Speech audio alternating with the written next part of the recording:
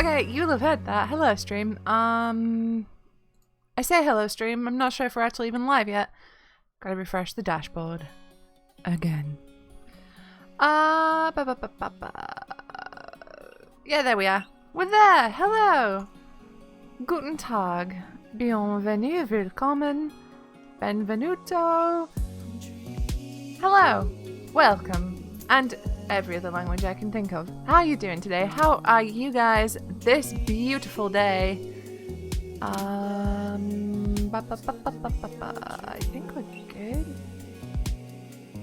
think we're good. If my dashboard would work, that would be even better. Sorry guys, I will start playing games in a second. So hello YouTube, how you babies doing?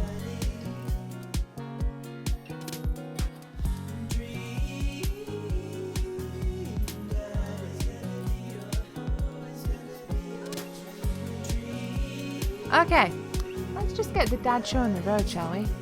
I think we should, shall we? Let's continue. Goku. I forgot we called him Goku. And I forgot that he was just Goku with pink hair. Why did we do this to ourselves?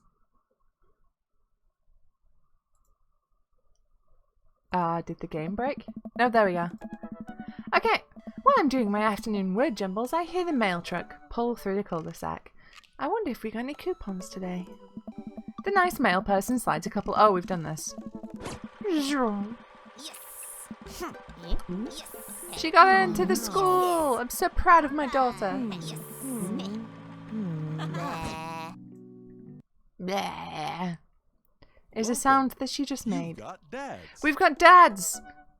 So we're going again for.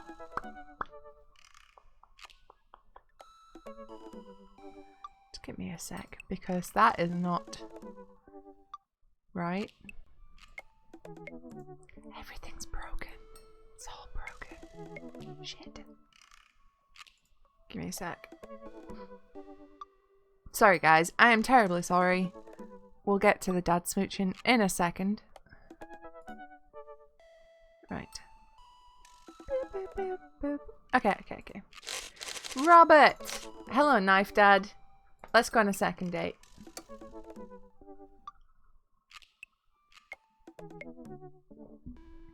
Try and swallow away from the microphone.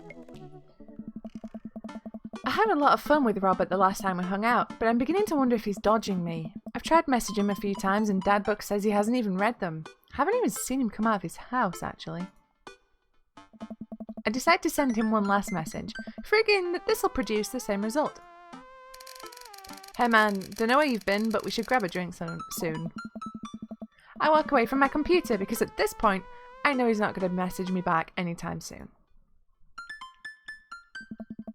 I linger in the kitchen. I'm all caught up on work. The house is relatively clean. Maybe I should do something nice for Amanda. I'll bake her favourite pie. I root through the pantry and pull out the ingredients. This is an old family recipe that I used to make with my grandmother when I was a kid. I lost the actual recipe card a long time ago, but I think I'll be able to remember how to bake it. I start mixing the ingredients together for the crust until I get a nice dough. I throw some cherries into a saucepan to make the filling.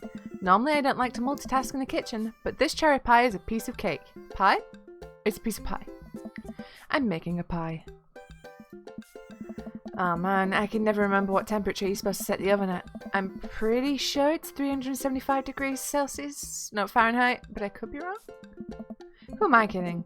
I'm never wrong when it comes to this pie. God, 375 degrees Celsius, that would be the world's most burnt pie in the world. My special twist on my grandma's recipe includes a secret ingredient that not even Amanda knows about. It really makes the cherries extra flavorful. God, why can't I remember what the secret ingredient is? It's almond extract.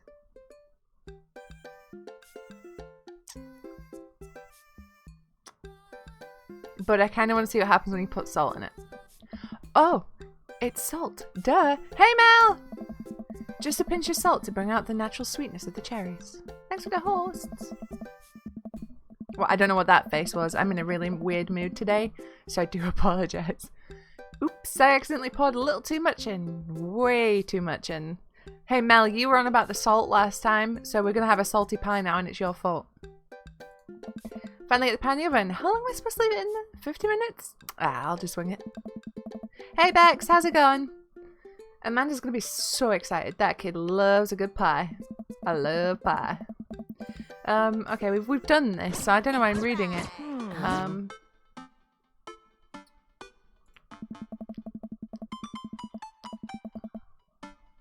It's also Stu's fault. Yes, Stu also mentioned salt and pies. I was hoping to butter you up so that you would take me shopping later. Maybe buy me a new tool set. Classic role reversal. I respect that. I wait a few minutes before taking the pie out of the oven. I set it on a rack to cool and guard it so Amanda doesn't dig into it before it's ready. Huh. What? Does it look kind of weird to you? That's just me taking artistic license on what cherry pie means to me emotionally. I'm just saying this because, you know, it seems like you might have baked this pie incorrectly. And you're currently, right now, trying to pass it off as a good thing. It's art, sweetie. You're good. You had lots of baby cuddles yesterday and today you're mining your mentions for podcast content. You have receipts. Dang. Was it art when you accidentally baked a whole uncracked egg into the center of my 12th birthday cake? Well, it's, Was it art when you tried to make brownies and accidentally created chlorine gas? Well, that's a bit of an exaggeration. Was it art when you... Just eat the pie, Panda.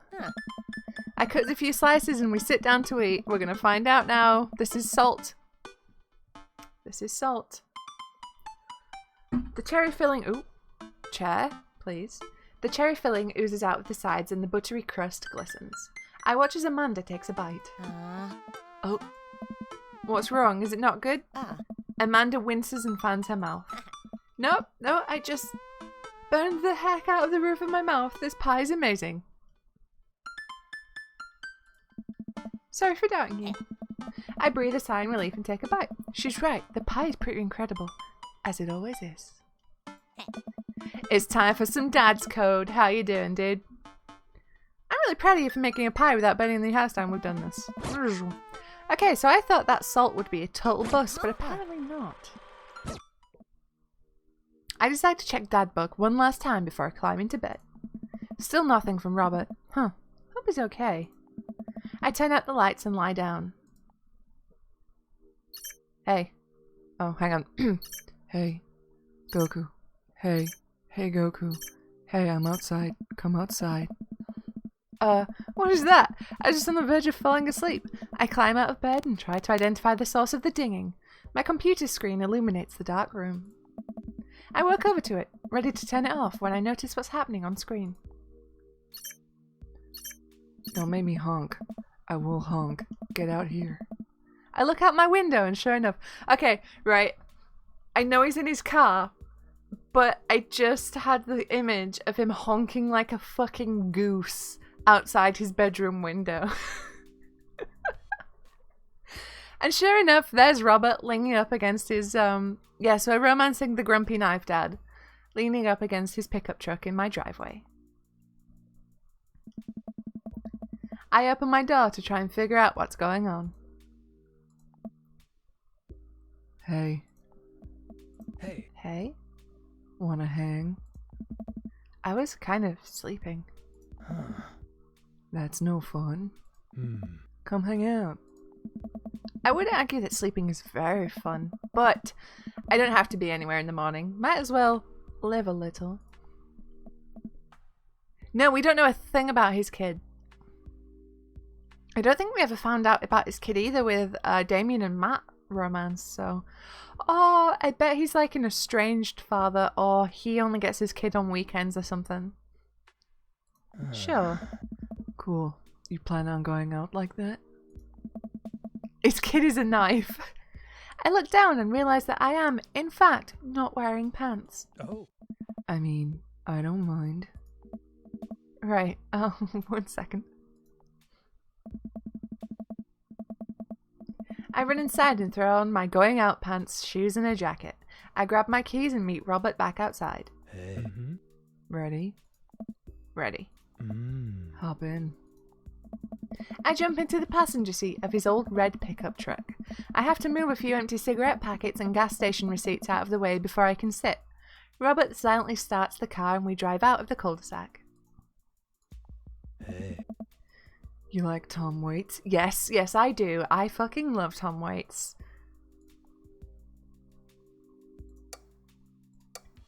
Okay. Which is gonna get the bigger reaction? Love Tom Waits or hoist that rag, baby?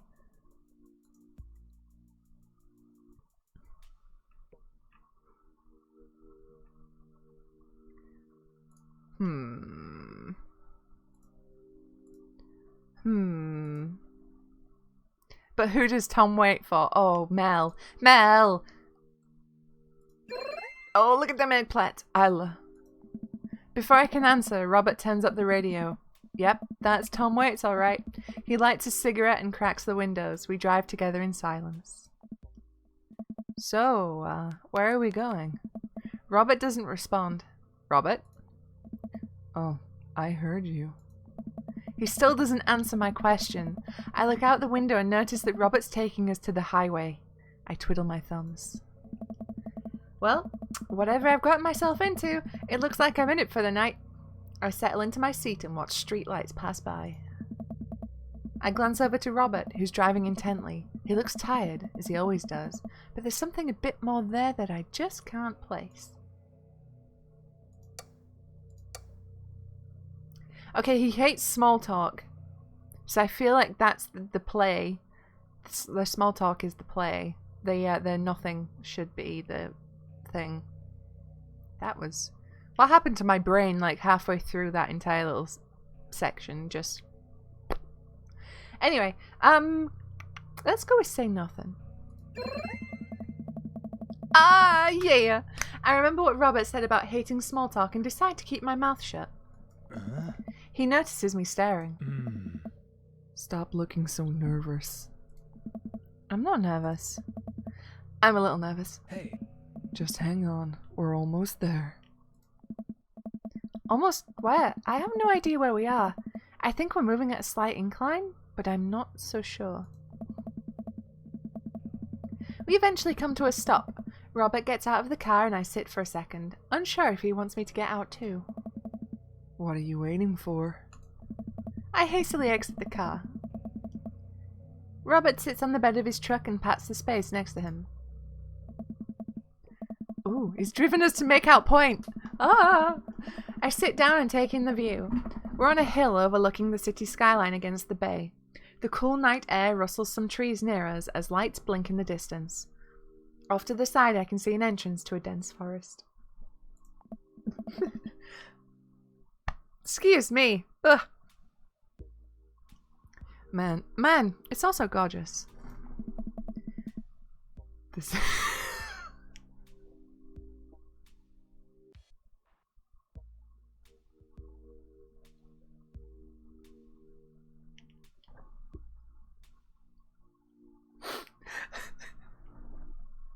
What is this game?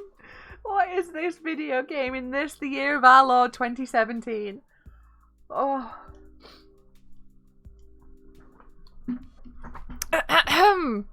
Well then. Oh.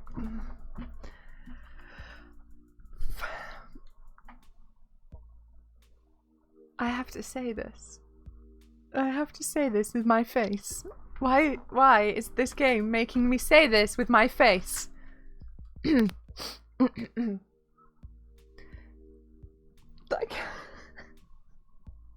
give me a second. Oh no, I'm breaking everything.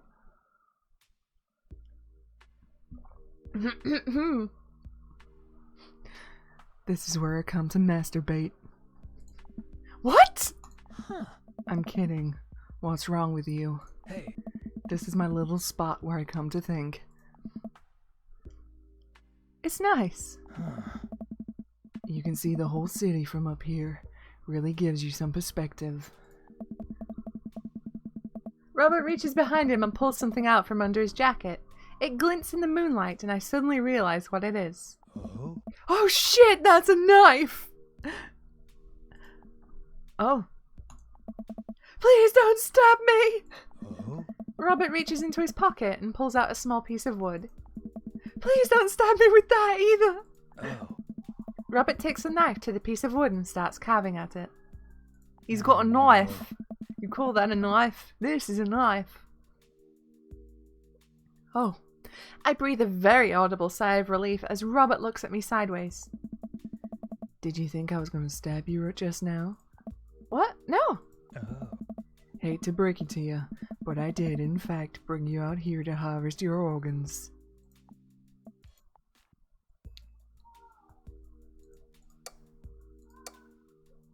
Do I laugh or play along? I feel like playing along is... Yeah, well, you think you caught me in your trap, but I knew. For years I've been putting the most vile junk food in my body in preparation for this day. Come at me, friend, and reap what you will. Hey. 2 steps ahead of you at all times. That's how I operate. Huh. Nothing gets past you, huh? Robert reaches into his pocket and pulls out a folding knife that he opens and hands to me. Ooh, shit. I'm gonna warn you. The last guy that had a knife fight lost 3 fingers. The last... The last guy I had a knife fight with lost 3 fingers because he didn't know the 8 basic rules of knife fighting.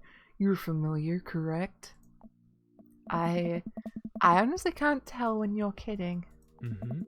I'm so many levels of irony deep that I've forgotten what humor is. He and I laugh. Have you ever whittled before? Considering I'm not a grandpa, no. What do you mean by that? Well, I just thought that you would have a block of wood shipped to you along with your first social security check. Goku, I'll have you know that whittling is a time-honored tradition enjoyed by both young and old alike. That you're dismissing it before you've even tried it speaks volume about your character. However, because I've gotten to know you for some time and have come to think of us as friends, I'm willing to attribute it to ignorance instead of malice. What I'm trying to say is, go get that stick. Robert motions to a good-looking stick on the ground, perfect for potential whittling. I pick it up. The most important thing to remember while whittling is to cut the grain. Cut with the grain, not against it. If you cut against the grain, the wood is gonna splinter.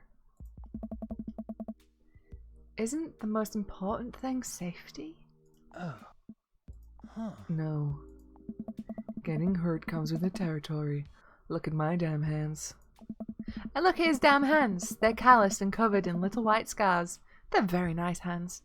Man, any sort of crafting shit's dangerous. I have a scar, and it's right here. Hang on, let me find it. Like, it's like here, right on the web of my hand. And I got it from doing a lino cut. So you get a sheet of lino, it's like a vinyl kind of substance that you can cut bits out of to make a print, a relief print.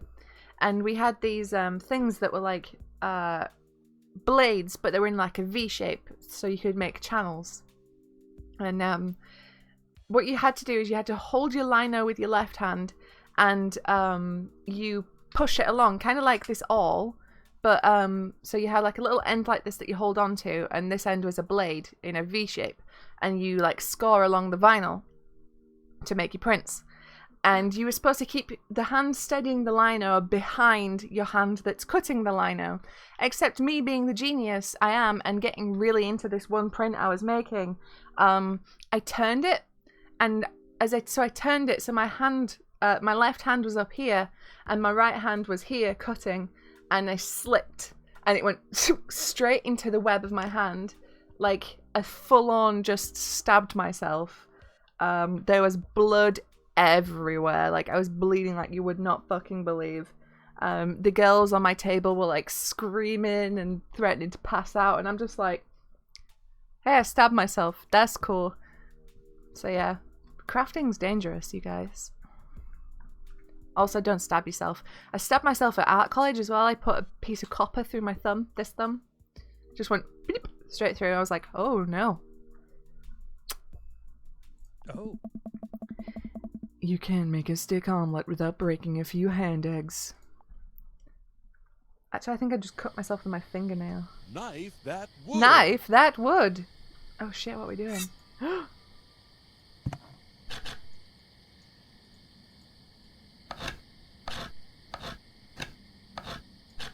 What have we made? We've made a pencil.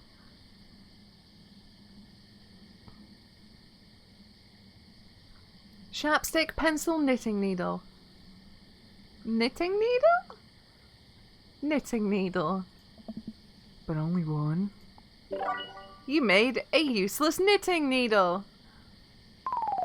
Ah, I actually did cut myself. What the fuck? See, I can't even point at my own hand without hurting myself. I made a popsicle stick. Popsicle stick, tongue depressor, flatworm. Kid in your art class chopped off the tip of his thumb while you were trying to make stencils. What the fuck? Let's go with a tongue depressor. I should put that in my first aid kit. Never know when you might need one. Made a tongue depressor. What are we making now?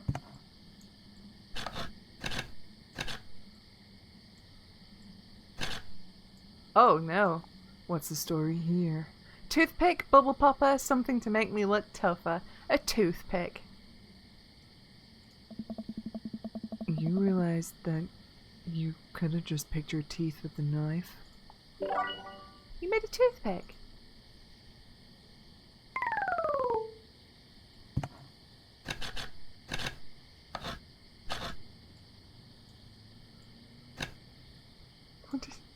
What's this? Chicken nugget. I don't know. A Ouija board planchette. A Ouija board planchette. Now all you need to do is carve up a board and we're set. And also maybe carve a ghost.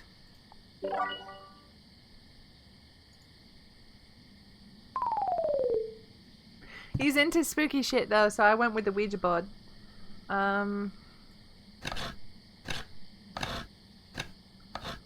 What the fuck is this?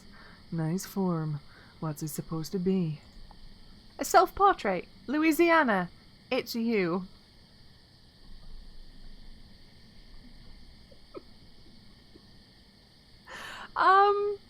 Let's go with Louisiana.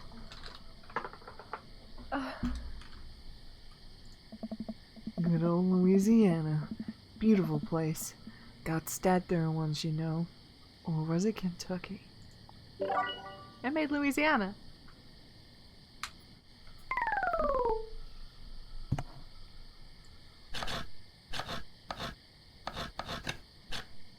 What is that? Interesting. What do we have here?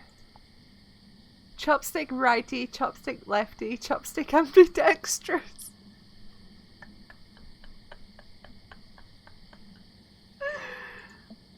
It's a stick. You made a chopstick ambidextrous. We're now good at Whittlin, you guys.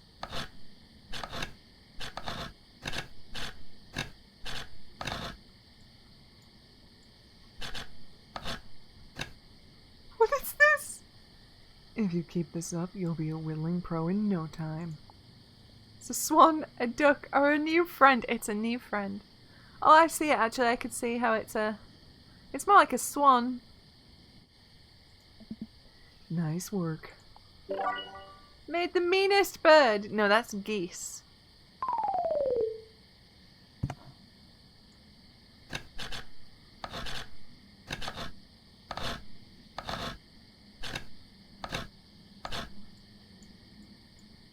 What is that? Oh, it's a little horsey. Beautiful handiwork. What do you call it? Oh, it could be a dog. Big old dog, spirit of the Mustang, Sir Horsington the Brave.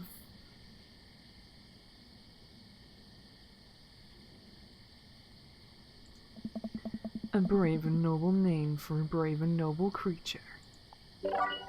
You made a beautiful gift for Amanda. Yeah, we did.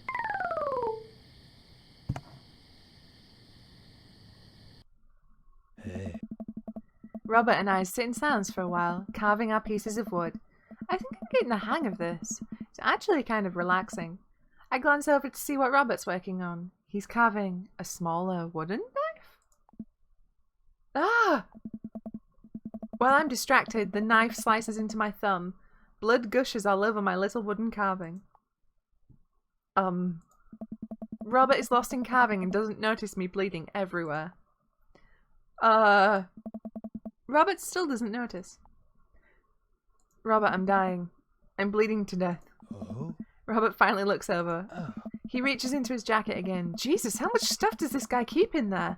And pulls out a red bandana. He wraps it around my thumb. Hold tight. He hops off the truck and I can hear him rummaging around in his car.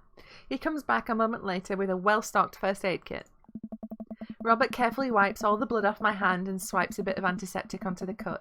With surprising gentleness, he places a piece of gauze on the wound and wraps it all up. Huh. You okay? Yeah, I'm good. He hands me what's left of the tube of antiseptic. Make sure to keep that cut clean. It's oddly touching and a little sexy. I guess I'm a real Whittlin now. That you are. Be careful though. They're attracted to the smell of blood. Wait, what? What's attracted to the smell of blood? Cryptids. Tons of them out here, you know. Cryptids? Like Mothman and stuff? Oh?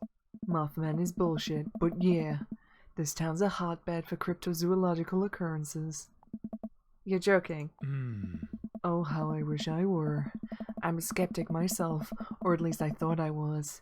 There are things in these woods that we can't possibly comprehend. I think about my entire time in this city. Aside from the occasional stray coyote, I don't think it's too bad. You ever hear of the Dover Ghost? I don't think so. Hey. Well, let me tell you a story. Hey.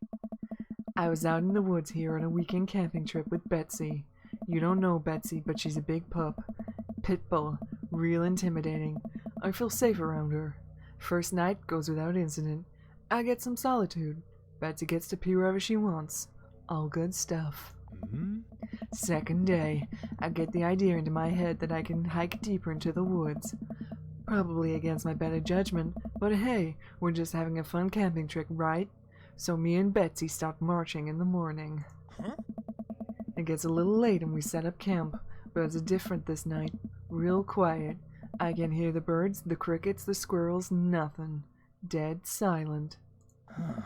Then it happens. I hear the most unholy growl I've ever heard in my life, right outside my tent. Me and Betsy, we go to investigate. We look around the clearing. Nobody's there. But there's this feeling. Not sure if I can quite describe it. I know something is watching us. Betsy, though, she's scared. Never seen him like that. And when she's scared, I know that I should be too. And then I see it in the distance. A man. But if something that didn't know what a man was supposed to look like made up. A man, but if something that didn't know what a man is supposed to look like made it, it just looked wrong. Big, arms too long for its body, black eyes. It just stood there and stared at me. Then it disappears. I hear one yelp from Betsy and I turn around to check on her, but she's gone. Into thin air. I didn't sleep at all in my tent that night, and I don't think I've slept right since.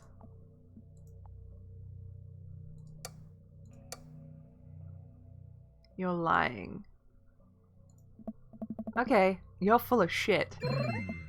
You think I'm lying? Robert pulls out his wallet and shows me a picture of a beautiful pit bull. Tell that to Betsy. They say that if you listen closely on quiet nights just like tonight, you can hear the howl of the Dover Ghost. A howl resonates through the woods. It doesn't sound like a regular howl. It's so guttural. Even from far away, something about it makes my skin crawl. Okay, Robert, real funny. I tend to look at Robert. He's white as a sheet. You're messing with me, right? Whoa, whoa. I was messing with you.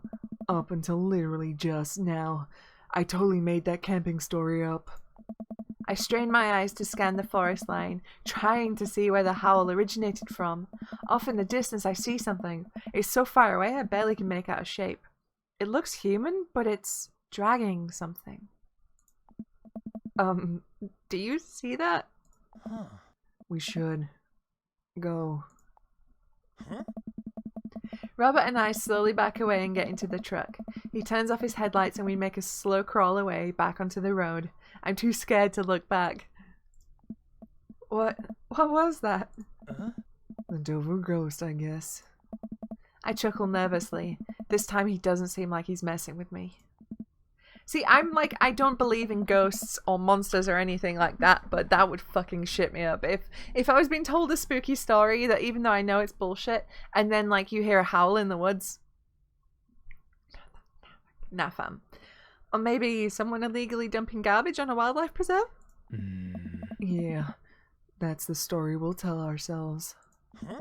We sit in silence for a little while longer. The fear of whatever that was slowly subsiding as we get closer to the city. Hey. But Susie, you've got a hot knife, Dad, to protect you. I do. I would still be like, let's get the fuck out of here, shall we? Yes. Thanks for coming out. This was fun. Hey, Dylan. Hi, Kirsty. Hi, Aniket. How you doing? No, guys, I really did cut myself earlier. I'm an idiot. How?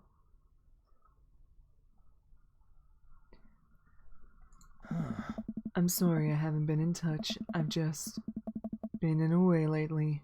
I had to get out of the house. I don't know. Had to be around somebody. You doing okay, man? Robert thinks for a second and lights another cigarette. Oh. Been doing a lot of thinking. He takes a long drag. As I get older, I feel more and more that I'm just drowning in the sea of regret. Oh, dude. I was so busy chasing after these things that I thought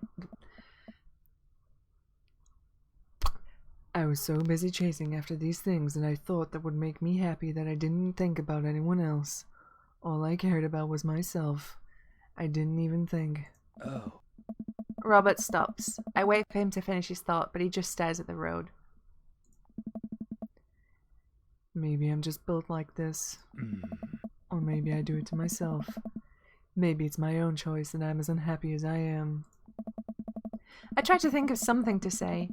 I remember of all the times in my life when I've been sad, and there's a great many of them, but there's always a light at the end of the tunnel, something I held on to that kept me going. Oh. But there's something so resigned about the way Robert's talking.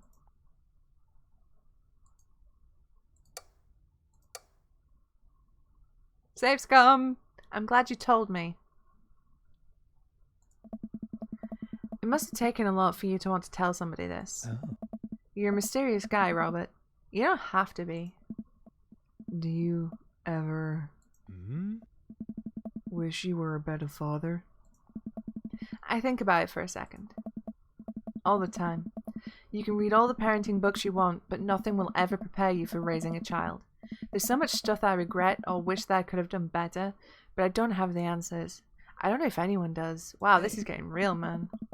It's funny. I look at you and your relationship with your daughter, and it seems perfect. It isn't. At least you're there for her. I stare out of the window of the blur of passing trees. Yeah, he's definitely estranged from his kid. I just hope that I'm a better father to my kid than my dad was to me. Oh. What did your dad do? It's more about what he didn't do. He was quiet, stoic. Don't think he ever once told me that he loved me. He cared more about his work than he ever did about me or my mum.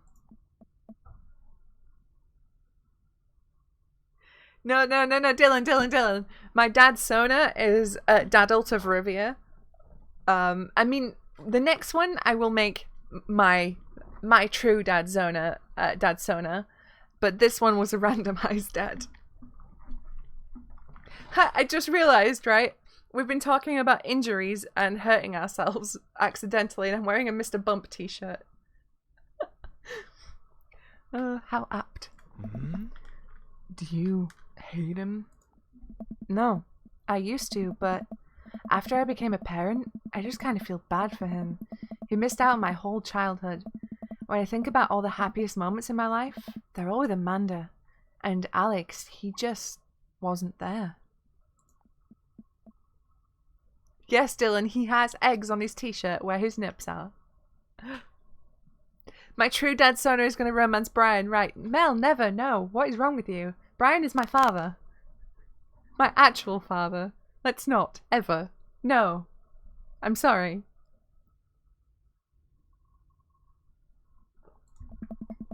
It hurt like hell when I had to leave him to die in that Belarusian prison. What? Huh? What? I turn and smile at him. No, he's retired in Florida with my mom. We go there every Christmas. We both break out into laughter. He pats me on the shoulder. Yes, he has eggy nips. We drive the rest of the way in silence, listening to the radio and watching the bright lights of the city grow bigger. Robert drops me off at my place. As I'm about to close the passenger door, I realize that I still have Robert's pocket knife in my jacket.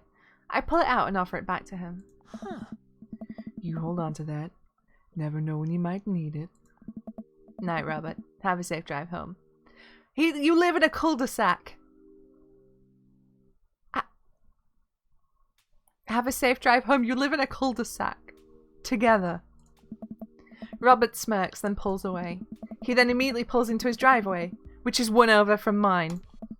He gets out and waves.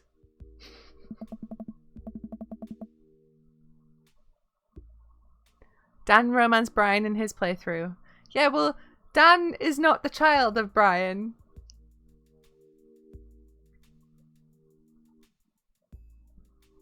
I tiptoe into the house, careful not to wake Amanda up. Oh, where did you come from? I look around and spot Amanda coming out of the kitchen with a glass of water. I thought you were sleeping. Oh, Robert woke me up to go cryptid hunting. You know the Mothman is bullshit, right? Amanda, Lang, you know what? It's fine. I think about the conversation I had with Robert in the car as Amanda starts walking towards her room. Hey, Amanda. She stops. I love you. It's weird when you say it outright and sincerely like that, but I love you too. Night!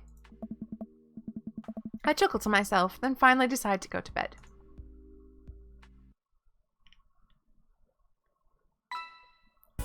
Day complete! Oh, I may be bad, but you made me glad. We're gonna switch some knife dads. We're gonna switch some knife dads. Well, it's been a long day. I'm just about ready to pack it in. After a few bites of ice cream from the freezer, I turn off all the lights and walk down the hall to my room. Oh, hang on. She's crying because her friends are dicks. Leave her alone.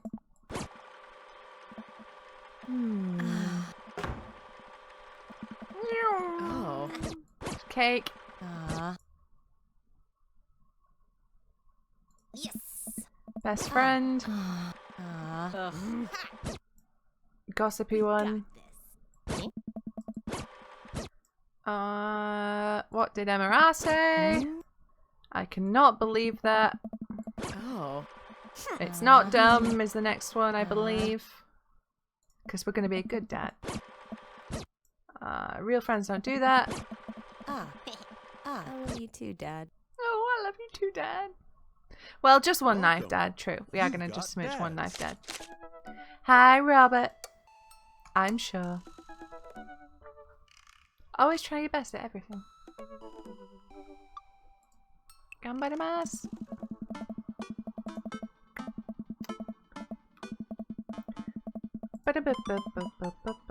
Okay.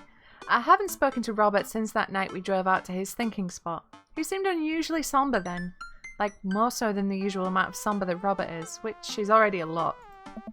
I've been thinking about him and hope he's doing okay, but I've been a little reluctant to reach out to him. Goku. Hey, Goku. Guess who's getting a drink on tonight? I take a look at my dad book messages. There's a flurry of them from Robert. Guess it's you. Also me, but mostly you.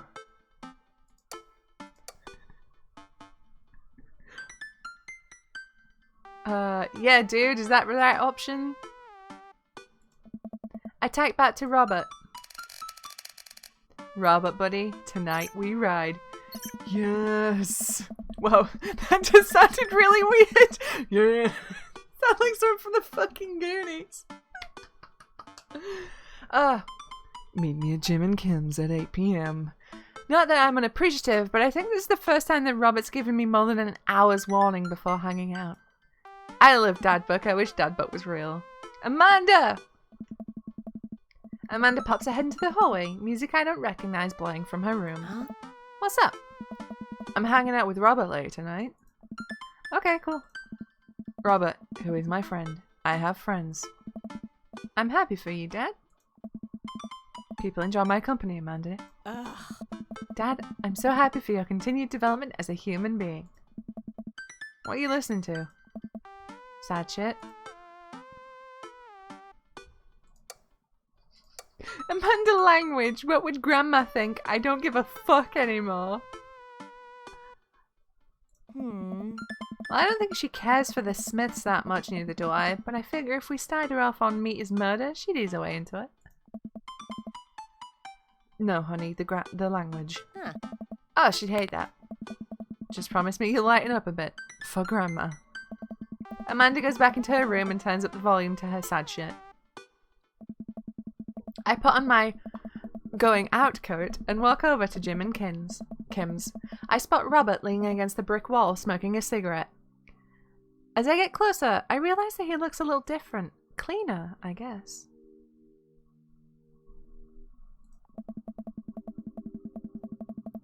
Actually seems like he combed his hair and his clothes are less wrinkled than usual. Hey. Hey, You take a shower just for me? I'm working on my relationship with existence. Oh. We both stand there for a second and don't say anything. Robert finishes his cigarette and abruptly goes inside. I follow him. By the time I get inside, Robert's already at the bar ordering 2 whiskeys. I spot a booth at the back and claim it for us. Robert slides in and hands me a glass.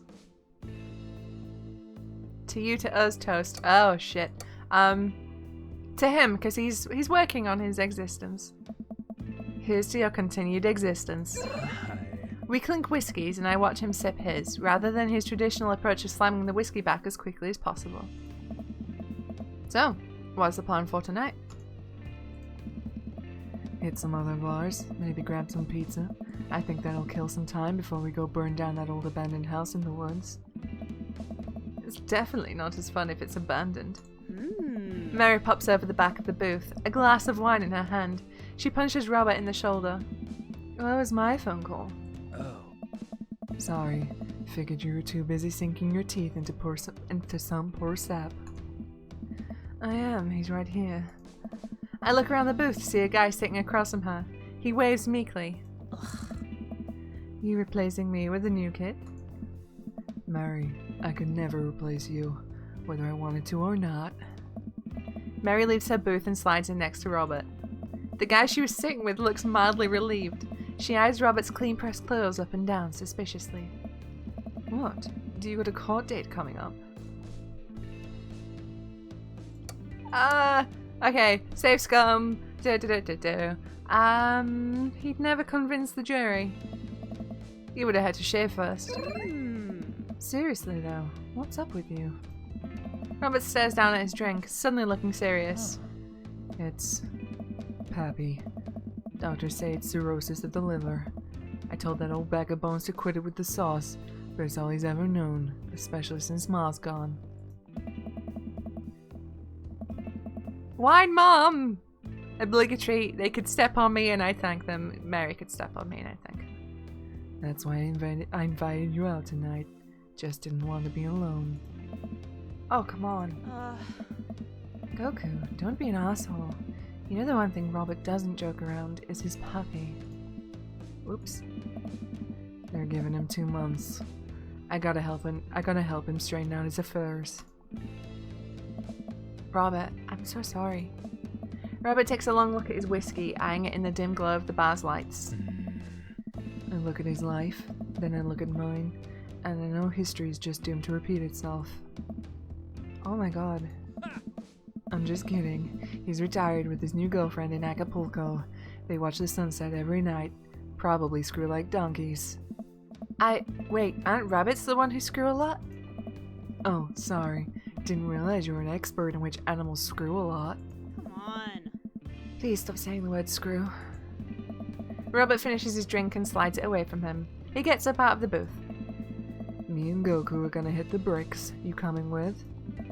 Mary casts one last glance at the sad sap she's been hunting and downs the rest of her wine in one gulp. This place is dead anyways. We exit the bar and find the typically empty street, filled with a small crowd of people. At the front is a guy with a really deliberate attitude and bad posture. He carries a lantern that he shines up in the face up at his face for dramatic effect. What's going on? Looks like it's one of those walking ghost tours. They do that in this part of the town all the time. I've always wanted to do one of those. You know, all of the stories are fake, right? Oh. Pretty much all of my stories are fake. This is research. Robert makes a beeline towards the back of the group. He turns around when he notices that I'm not following him. Come on. We can't just crash it, can we? Don't be such a square, Goku. Just act like you belong. Robert sidles up to the tall group. I reluctantly fall into step behind him. Well, here goes nothing. Oh god. Hey, I was in this place in 1690. It was in this place in 1694 the most infamous witch trials were held. To date, we do not know if the people burned at the stake were actually witches, but it's widely reported that their ghosts still haunt this hapless bar to this very day. It was actually 1692. Hey! What? And the site was over by the coffee shop down the road. I'm sorry, who are you? Daniel McSturgis, ghost historian. And this is my colleague, Dr. 80s, 90s, 2000s, or contemporary reference?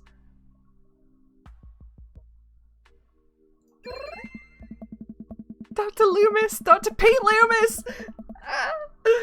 Paranormal investigator extraordinaire. We're touring America's most haunted locations as research for our new book. You may have seen our guest cameo in Paranormal House Hunters Extreme Edition. A couple of people in the group start nodding. Man, Robert's good at this.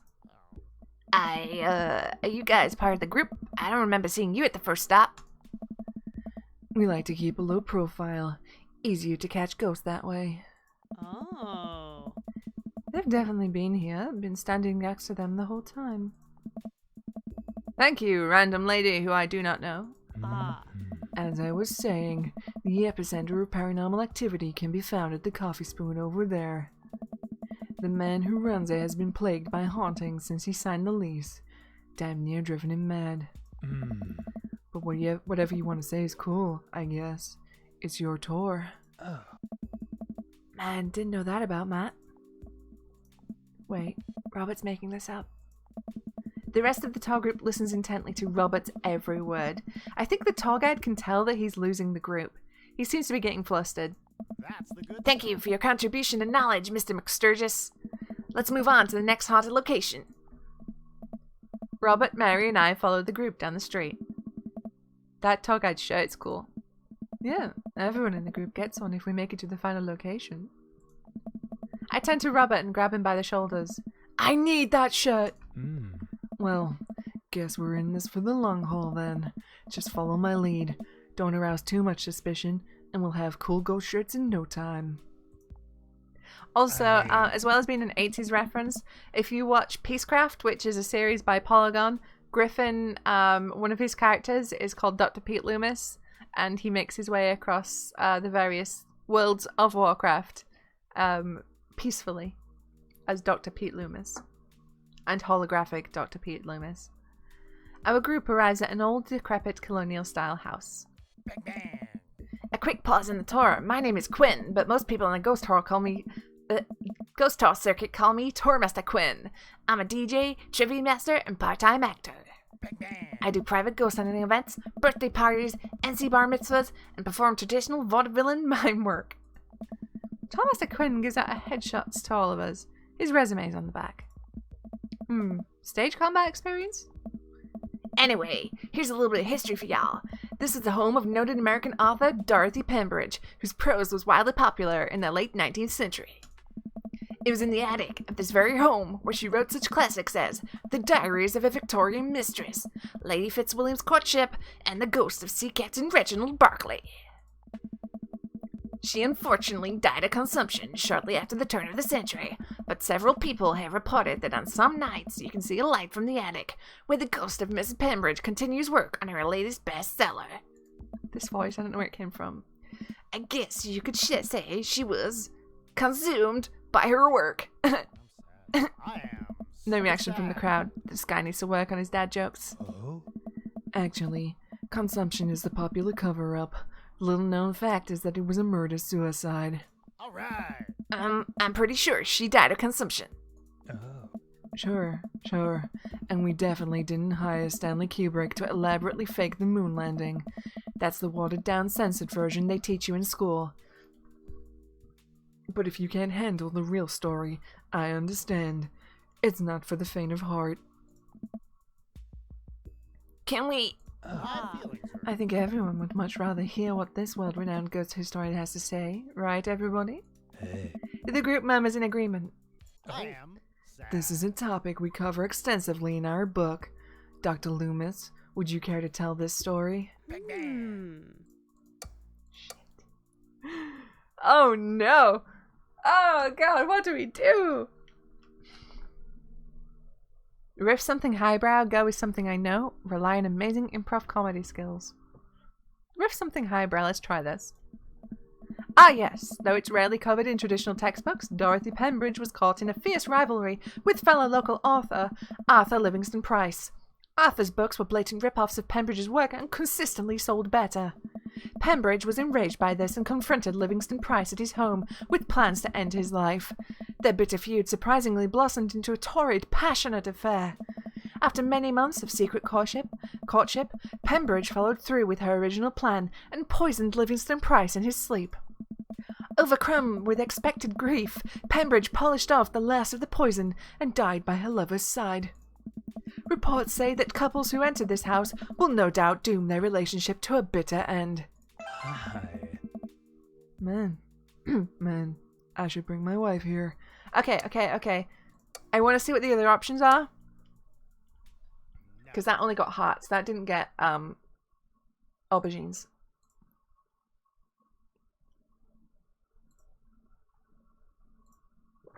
Oh, my throat. Go with something I know. In the 19th century, Dorothy Pembridge was credited for protecting New York City from potentially world-ending paranormal forces.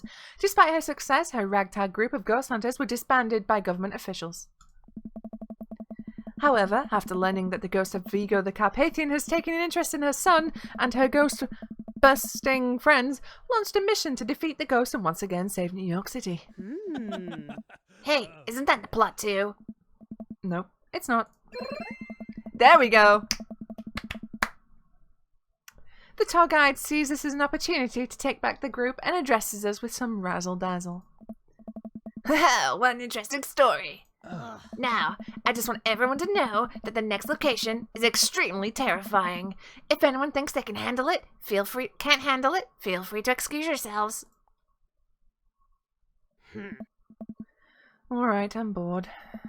Mary turns to a young guy looking at his phone and taps him on the shoulder. Hey, kid. Fancy buying a gal a drink? The guy looks up at her and smiles. Only if the bar's haunted. Honey, I could show you the most haunted place in town. I think I could exorcise your demons, if that's what you're looking for. Don't write checks your dick can't cash, kid. Oh my god! Oh, Mary! Oh, Mary, baby, please. His eyes go wide. Mary salutes me and Robert. She suddenly pulls me to a hug and murmurs into my ear. When you've known Rob for as long as I have, you know when something's wrong. Keep an eye on him for me tonight, okay? Sure, Mary. Thanks for the hostman! Good man. Mary pats me on the back and pulls away. She takes the guy's hand and leads him down the street. Hey. Take it sleazy, fellas. Oh, Mary, please. Oh, marry me. Mary, please marry me. I love you. God help that poor soul. Mary or the kid. Oh? Both. Hey. Our last stop. This burial ground is such a hotbed of horrifying paranormal activity that I'm not even sure where to begin. There's the wailing ghost of the Wharfman, the vampire of Maple Bay, the children of the moonlight. What about the Dover ghost? By this point, the tour guide is clearly irritated with us. What about it? Oh, nothing. I just think it would be a crime to come all the way out to this cemetery, the actual origin of one of New England's most notorious paranormal entities, and not even mention the infamous Dover ghost. That's not a real thing. That is absolutely not a real thing. I think someone needs to brush up on their paranormal history. I know tons about paranormal history. I know every ghost in this area. Hi. I can guarantee there's one you don't know. Robert looks over at me and smiles. Would you folks care to hear the tale of how Loomis and I met? Nice. No. The entire group shushes the tour guide. I'm so sad. Okay, fine. Tell us. Oh my god, that's Brian! That is Brian! Ah! Well, it was a dark and stormy night. I wasn't always a paranormal investigator. Hey. Way back when, I was just a... Bang bang.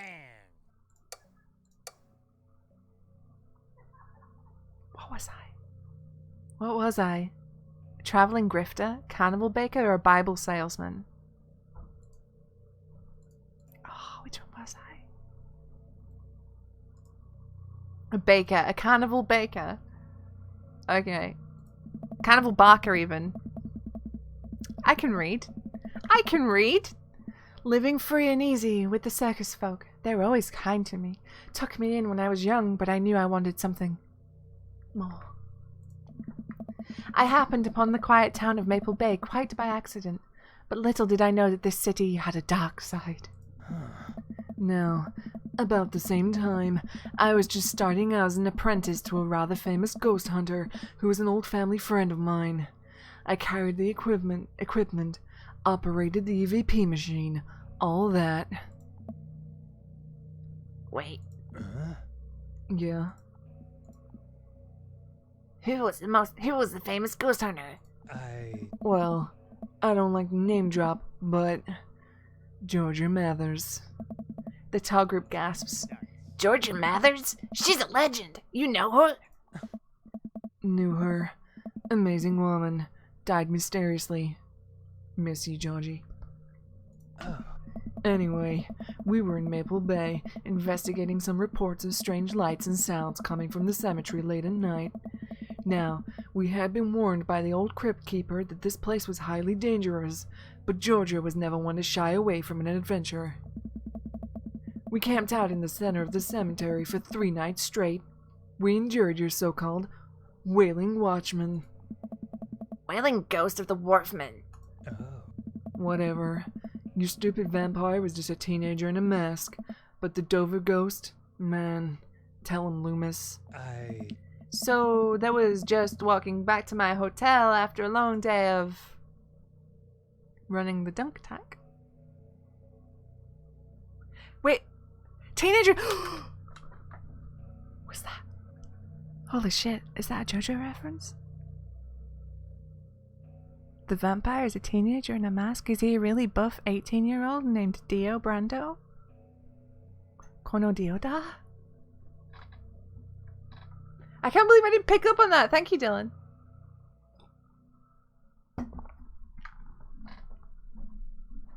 JoJo. Running the dunk tank. I had finally worked my way up from ticket taker to drunk tank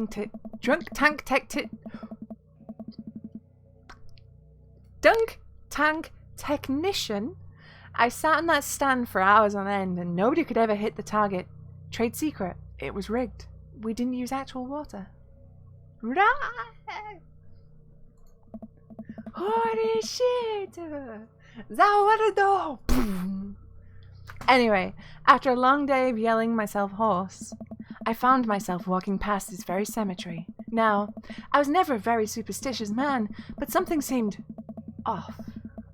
I could hear some sort of commotion happening deep within the graveyard, and I felt compelled to investigate. And that was your first mistake. And thank God you did. Jojo and I were conducting a seance in the mausoleum. At first, things were pretty normal, but after about an hour, everything went south. Playing back the EVP meter, we were able to hear a single word. Run. Oh. The air suddenly went cold. Something was very, very wrong. I just knew we weren't alone. We started to hear this faint, distant scraping noise, like something being dragged across the ground. It got louder and louder until it was deafening. Some kind of demented howl. And then I felt it. Someone, something, grabbing my ankle. Robert has the whole crowd hook, line, and sinker. You could hear a pin drop. Thank you for that follow, Thimblebat! Welcome to the stream! I've only cried twice in my life. Once was at the birth of my daughter. He has a daughter. The other was when that thing started dragging me. I wasn't sure where it was taking me, but I knew it was no place I wanted to go. I was sure I was going to die. The moment I crossed the gate into the cemetery, I heard this god-awful screeching. I ran into the mausoleum just in time to see a man being pulled across the floor by... God, to this day the mere thought of it ties my stomach into knots. It looked like a man, but like... I glanced at Robert. Like someone who didn't know what a man was supposed to look like tried to put one together. The arms were too long. Its eyes glowed red. It was like a walking shadow. What did I do? What any good person would do. I lunged for... Shoot, what was his fake name again?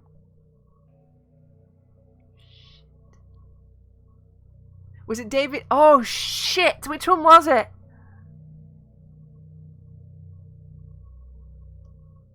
Was it Davis or David? It wasn't Daniel. Davis or David? Oh shit. Help! Chat, help! Help! Help! Saving. Save scumming is also useful. You think David but save. Okay, I've saved it. David. Daniel. Oh shit, it was Daniel. Whoops. Save scum. Daniel. I grabbed his hand and entered into a tug of war with the unholiest of forces. I thought I was gonna be torn in half. But I had God on my side. The pocket Bible I always kept on me fell out of my shirt pocket, and to this day I can remember what passage it opened up to. Oh shit. Who knows Bible things? Are any of these even applicable to Bible things? I've saved it.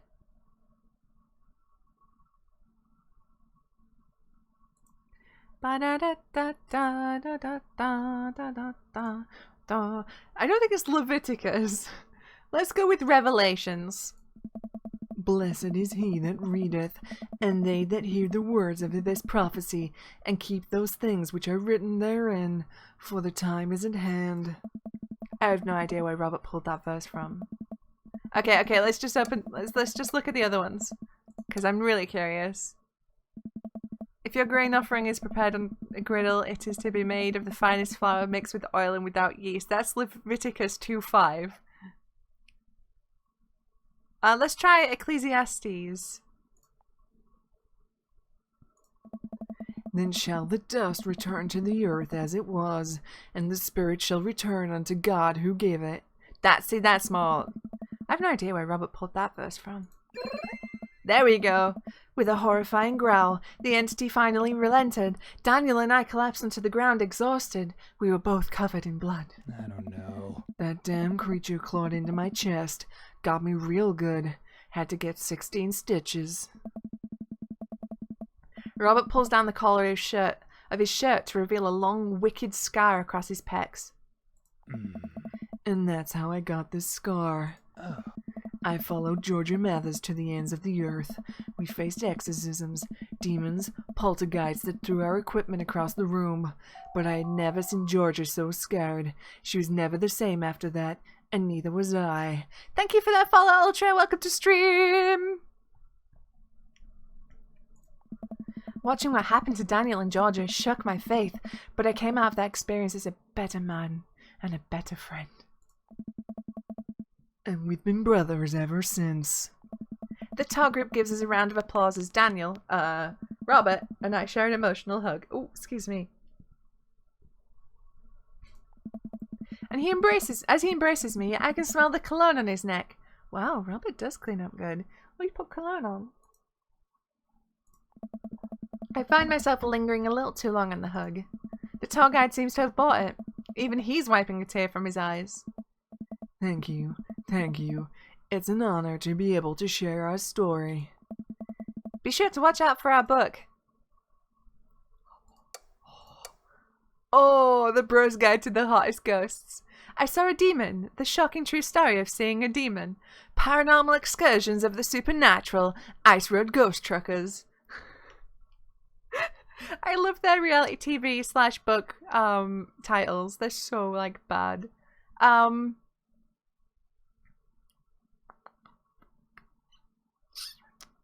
Let's try The Bro's Guide to the Hottest Ghosts.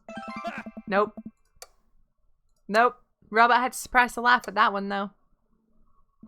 Please don't pirate games. Dad tip. Don't pirate games, kids. I saw a demon. The shocking true story is seeing a demon. Nope. That's the good stuff. Nope. Top one then, I guess. Robert has to suppress a laugh at that one. Hey! Well, I think you both definitely earned your t-shirts.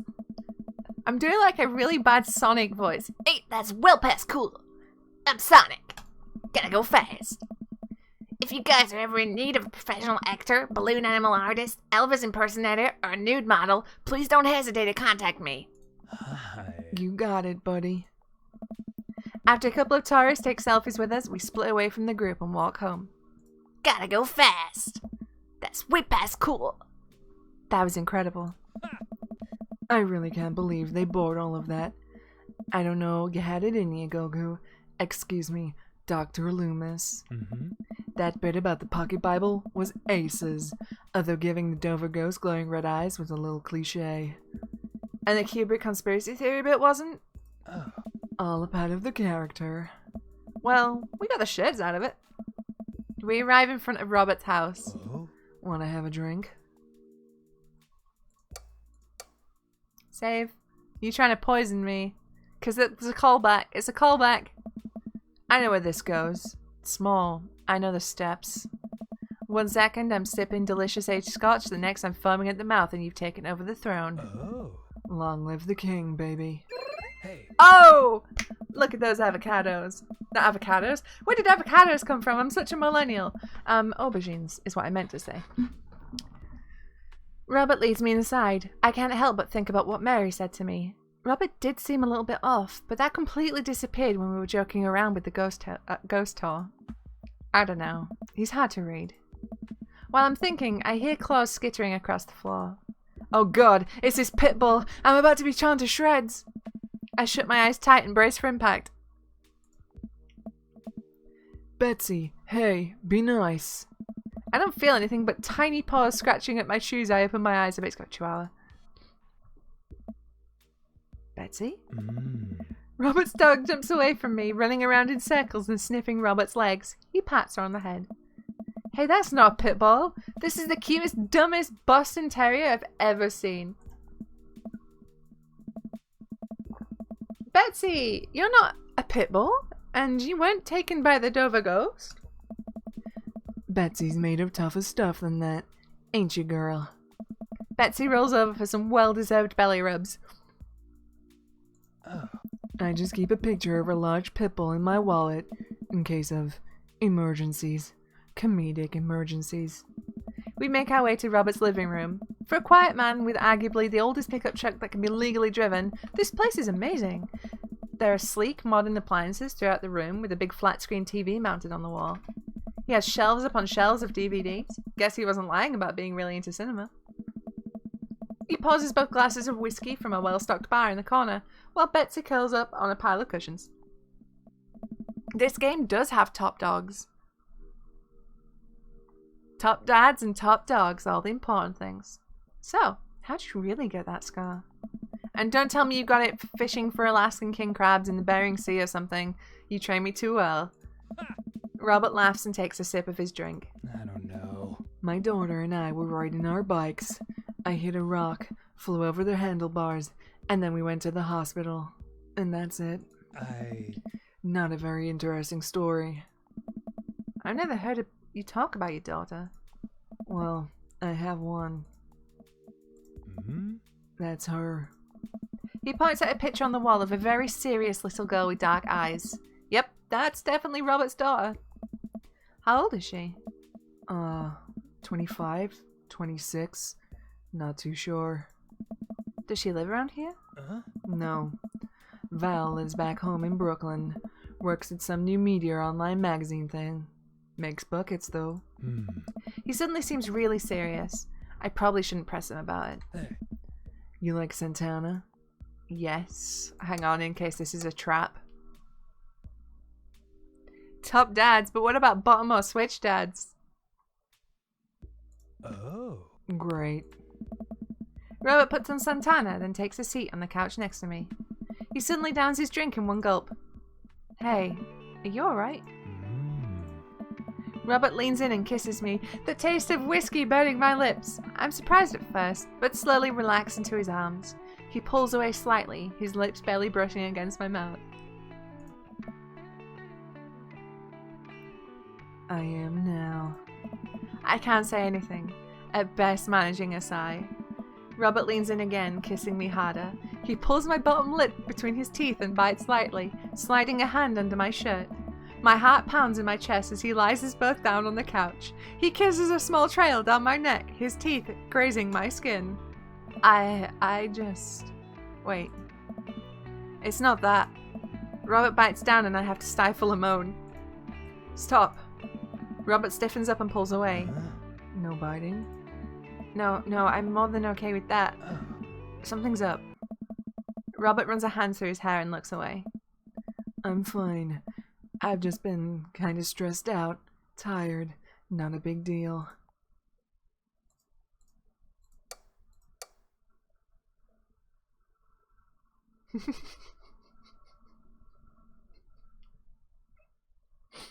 This is a thing that's happening. Let's push it. Listen, I want this as badly as you do, but I know something's wrong. I need to make sure that you're okay. Robert stares at the ground. You don't know me that well, Goku. I'm not a good person. He takes a deep breath. I spend my whole life only taking and taking and taking, and now here I am, an old broken man, sitting on top of a pile of everything I've ever taken, alone. But I want to know you. You don't have to keep hiding behind fake stories and acting like you don't have feelings. He sighs heavily. It's Val. She's visiting tomorrow. She wants to patch things up. Are you... I'm sorry, but is this a bit... No. When was the last time you saw her? 3, 4, I think. Months? I don't know. Years. I sit up straight. Jesus, Robert. What happened between you two? I don't want to talk about it. Robert and I sit in silence, neither of us wanting to look at each other. Both of us unsure of what to do next. Fine. Things were already bad between us. I cared about her. I always did. Things just got in the way. And before I knew it, she was leaving for college, wanting nothing to do with me. Marilyn and I moved out here to settle down. but we thought it would help to get away from all the distractions, all the money, the drinking. But temptation gets to you. I tried to be better, but I just couldn't. And then the accident changed everything. I think every day about how she must have died hating me and never became the better man that she wanted me to be, the one she always saw in me. That's where he really got the scar from. Fuck. She was the last thread Vel and I had connecting us together. I didn't know that when I lost my wife, I was gonna lose my daughter too. Robert, I spent so much time chasing after things I thought were gonna make me happy, and I ruined my only real chance at happiness. Now my wife is dead, and my daughter hates me. And then I convinced myself that this He gestures vaguely in my direction.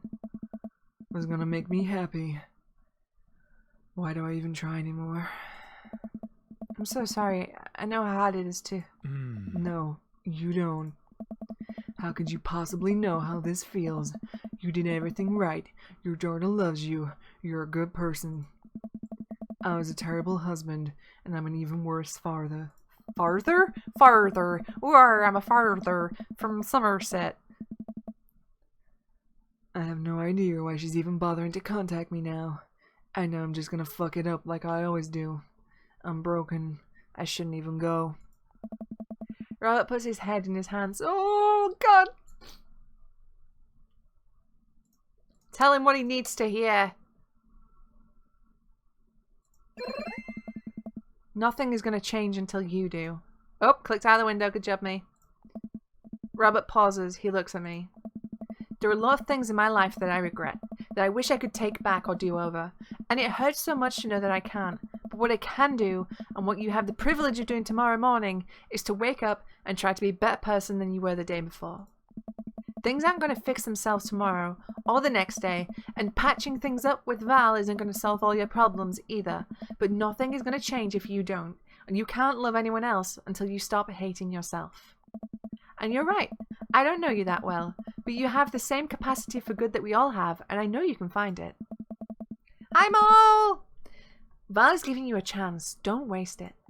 But, Robert, listen to me. It's gonna be okay. but, I lean over and embrace Robert, pulling him in as tightly as I can. He buries his head into my shoulder, hugging me back. It's gonna be okay. I place a hand on the back of his head and stroke his hair. He shudders, then sobs, and I realize that he's crying. thank you. We stay there for a while, holding each other. We both eventually drift off to sleep.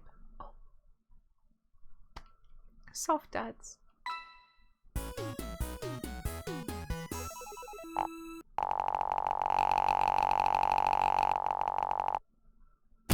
If it bleeds, we can kill it. S-rank that dad. Yeah, we should do. Always carry a pocket knife. Don't carry... No, because there's laws against carrying knives in some countries, so don't always carry a pocket knife, because you could be arrested for carrying a lethal weapon. So don't. Dude, is any of the commands working? Oh no, his nightbot broken. Oh! Well, I never...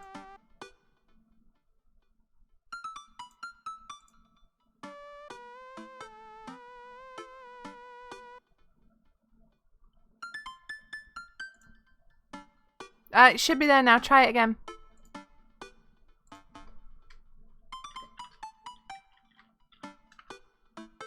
Nightbot, no! Well, that is perplexing.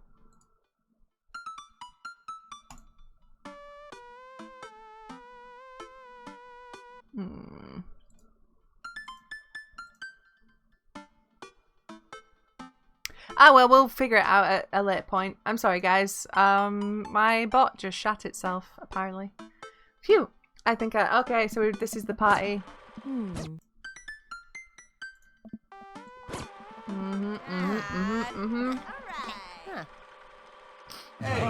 Yay, dads! All the dads! Mac and cheese. Brian is first, I think, or Mary. Stealing dogs. Oh no, Robert's daughter is really hot. I want to know her. You're Robert's kid, aren't you? Oh no, we need a voice for Val. Shit. We need a voice for Val.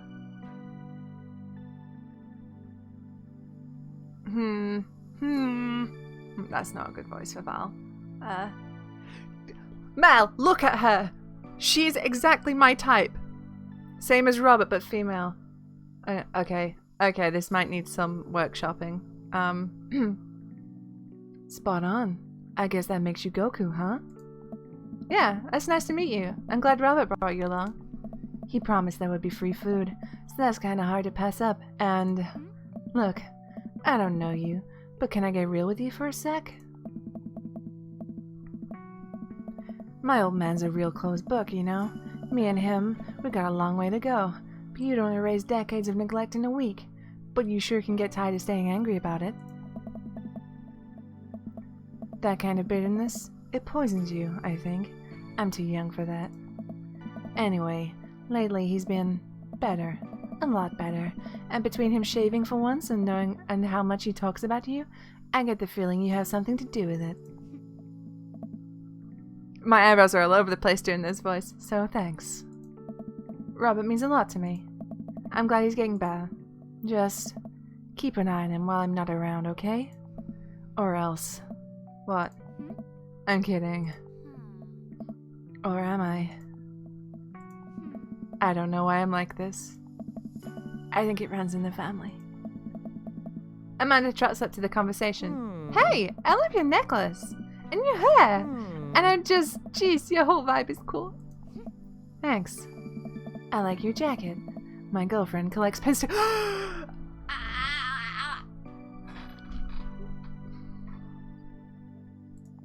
Oh, this is my daughter Amanda. Amanda, this is Robert's daughter Val. Nice meeting you. I heard you're a photographer. Aspiring photographer. I'm going to school for it. You take pictures? Yeah. Then you're a photographer. Welcome to the biz. Val hands Amanda a business card.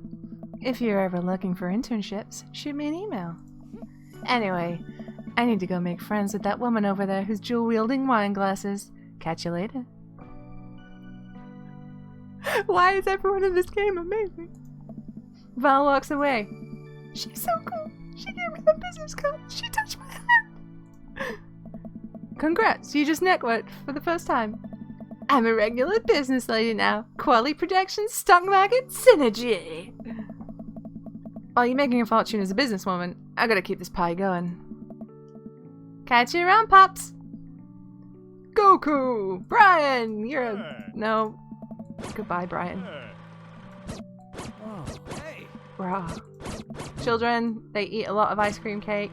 Bro. Cut!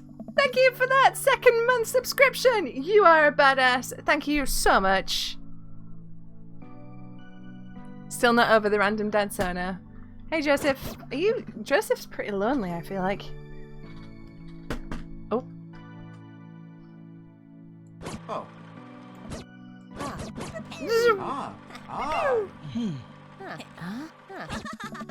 Present. I glance over to the back of the yard where Robert is sitting on a bench beneath our cherry blossom tree. He smiles at me. I'll leave you to it. Me and the Emmas are gonna go get ice cream. Not the Emmas! Love you, Pops. Amanda runs off to join her friends. I take a seat next to Robert as the last guests make their way out of the party. Hey. Hey. Robert gestures vaguely to the snack table.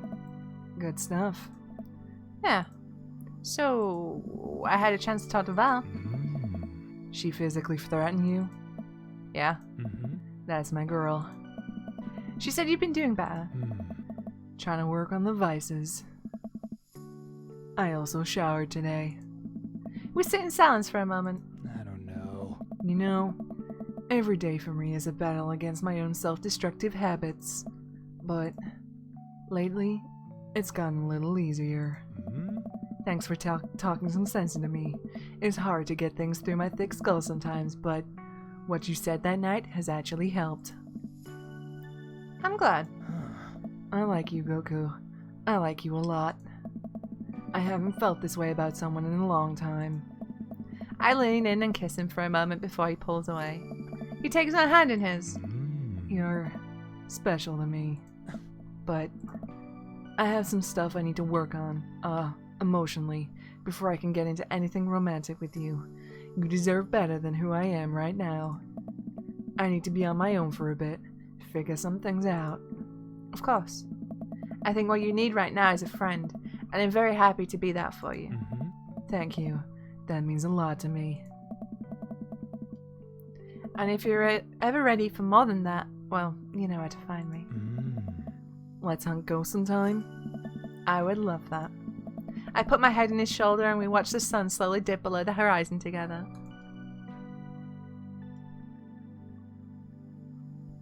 Oh, shit! I have eyeliner on. I can't itch my eye. Oh, that was so sweet! Oh! Dream Daddy. Yeah, it's Brian. Val is Susie. Cool. I'm in love with Val. How could I romance Val? Please get me I would need.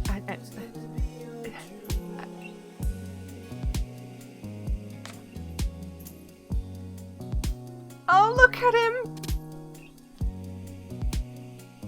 Look at Sweet Knife Dad. I need a Val expansion. Val is Susie. If I was half as cool as Val, damn. I aspire to be as cool as Val. Look at his cute little face.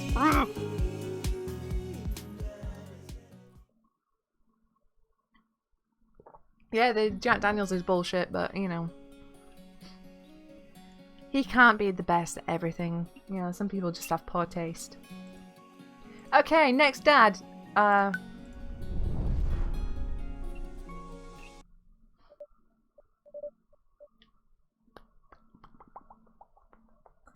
Snore, snore, snore. Let me skip it.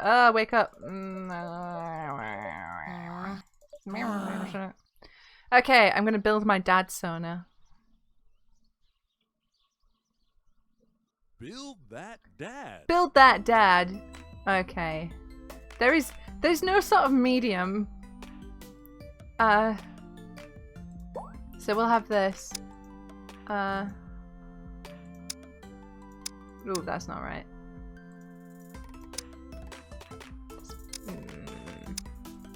Nope. No, no. No, no, no, no. Let's go this one. Heads. Susie, extremely hairy edition. Kind of chin do I have? I'm looking at myself in the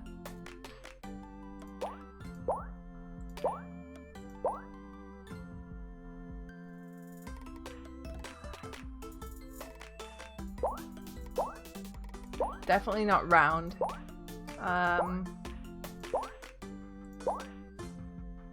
Maybe that one. Hair. Give me the most hair. Is this time for JoJo's dad? No, this is time for my dad, so now.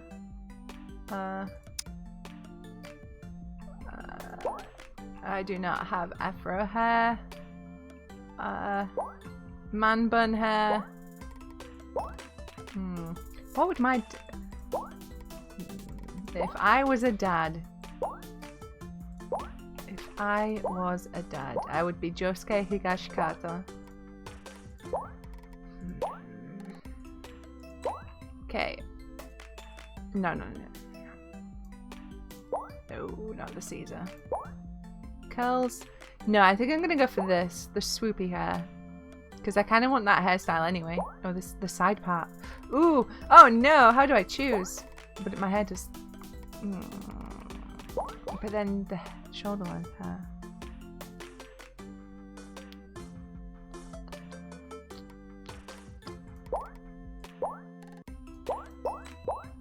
This is my hair! I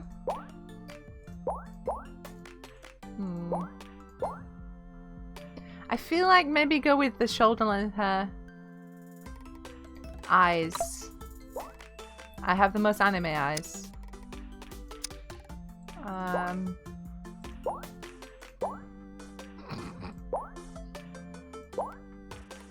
The side part was very Delilah Copper Spoon. It was! And that's kind of what I want. I don't know though. I feel I'm gonna go with the shoulder length. Not going with those eyes though.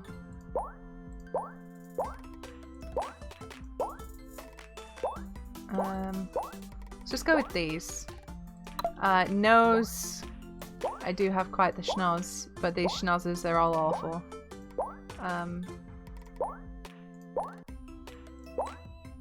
So let's go with that nose. The mouths. I need a very thin top lip. Oh god. Oh god.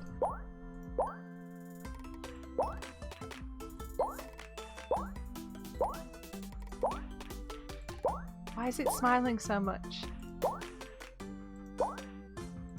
I used to have a gap tooth.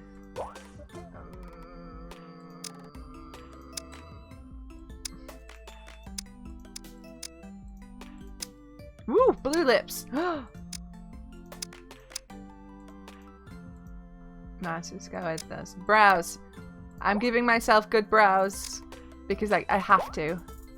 I have to believe that I have good brows as a dad. I like those a lot though. Dang. Them's good brows. Ooh. Ooh though. I'm gonna go with the high arch ones though. The S-shaped are really good though. Guys, help me pick some eyebrows. I'm stuck between the S-shape and the high arch. The round and no, they're evil. Never, ever, ever any of these options. Nope.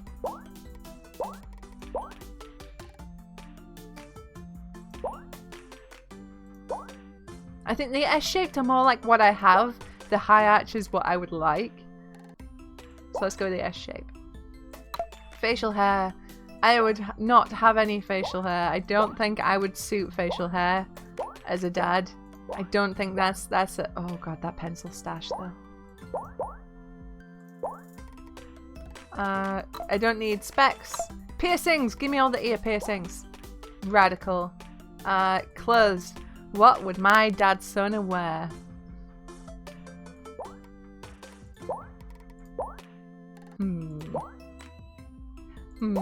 I want to wear the catsuit. Oh, damn, that looks suave as shit there. Oh!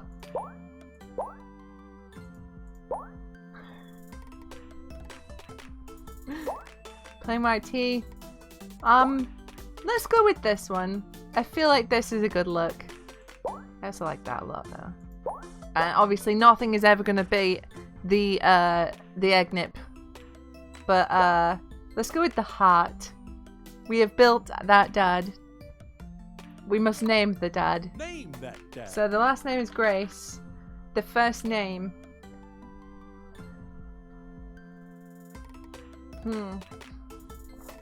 What could my first name be? I don't know why all the t-shirts going to the navel. It's really weird. Thank you for that follow, La La Land Michael. La la la la la la la la la Michael. La Land Michael. Can't. Wilhelm. Wilhelm. My dad's Sona, Wilhelm. Bill! Bill, of course! Be that dad, we are Bill Grace. Be that dad. Bill. When life gives you things. Did I fall asleep packing? Of course I did. I think from this point, what we'll do is, my dad is bi because I'm bi. Fight me. Bill Grace sounds like a country singer. What we'll do is we will get past this beginning bit and we will like do a save that we just keep coming back to for the others, because if we have to keep making dads, I think we'll run out pretty quickly. Unless you guys have other dads you want to make. Day you were born. Because we did adopted. Yeah. A 2-car garage. Meow. Okay, so we have romanced Damien. The subs get to do. Yes. Okay, we'll do that. We will do that. I mean, what we'll do is we'll make the save anyway, but I will take suggestions for dads. But okay, so we've romanced Damien, we've romanced Matt, we've romanced Robert. So we have Joseph, Hugo, Brian. No, we don't have Brian. Brian's gone. Who else do we have? Who are the other dads? Craig.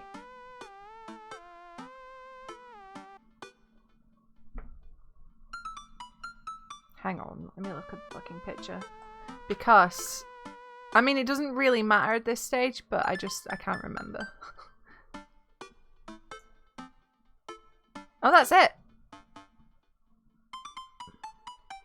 Okay. Fucking Craig. Not Craig. I think I want to romance Hugo next. Did I romance friend bro? I did not.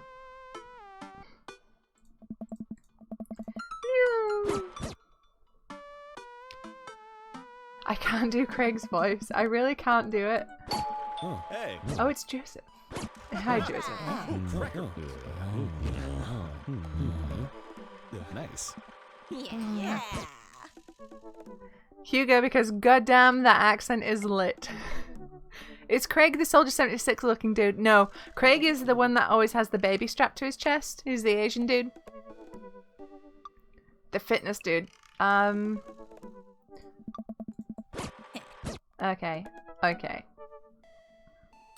Hi, Stu! What are you drawing, bud? Hello, baby. Oh, God. Hello. Can I help you? Go away. It's a new technique. Oh, shit! Fuck off, Brian! No! Stop it! Ah! I'm gonna flee, because I'm gonna be the better dad.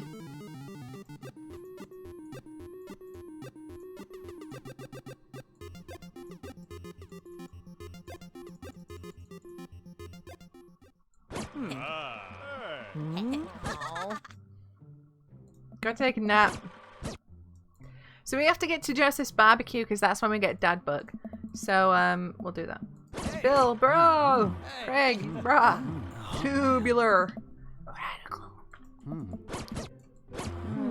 This is Craig, the fitness dude. A map, yo, radical, radical.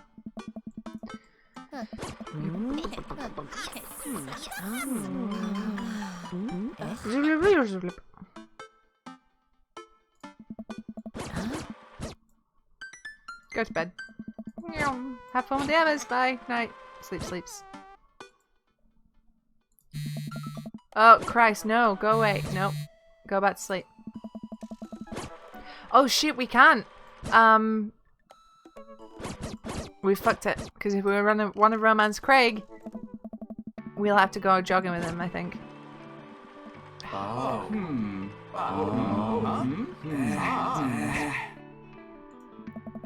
Bloop, bloop, bloop, bloop, bloop.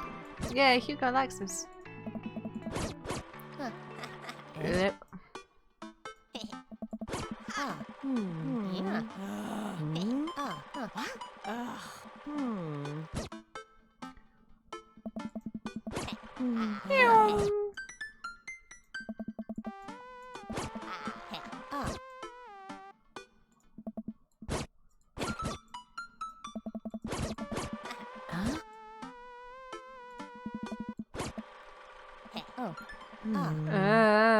Come on, come on, come on!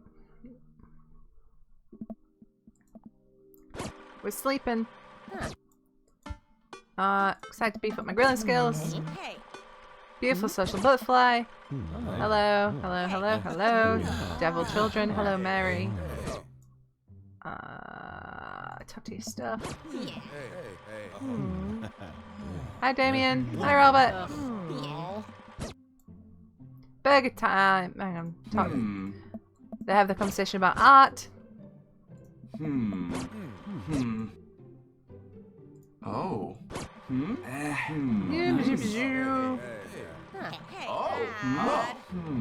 don't know. Burger time. Unbelievable. Dad book. Oh my god, what's dad book? Zoom. How's chat while we're zooming? The dad grunts. Alright, Mel.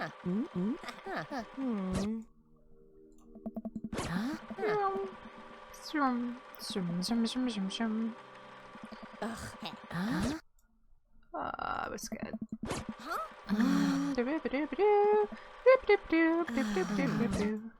Trust you make good choices. Whoa, that was weird. Dad book. Okay, on Friday nights, what am I most likely to do? Sleep. Is what I'm doing on a Friday night. I had one thing to take into Desert Island. What would it be?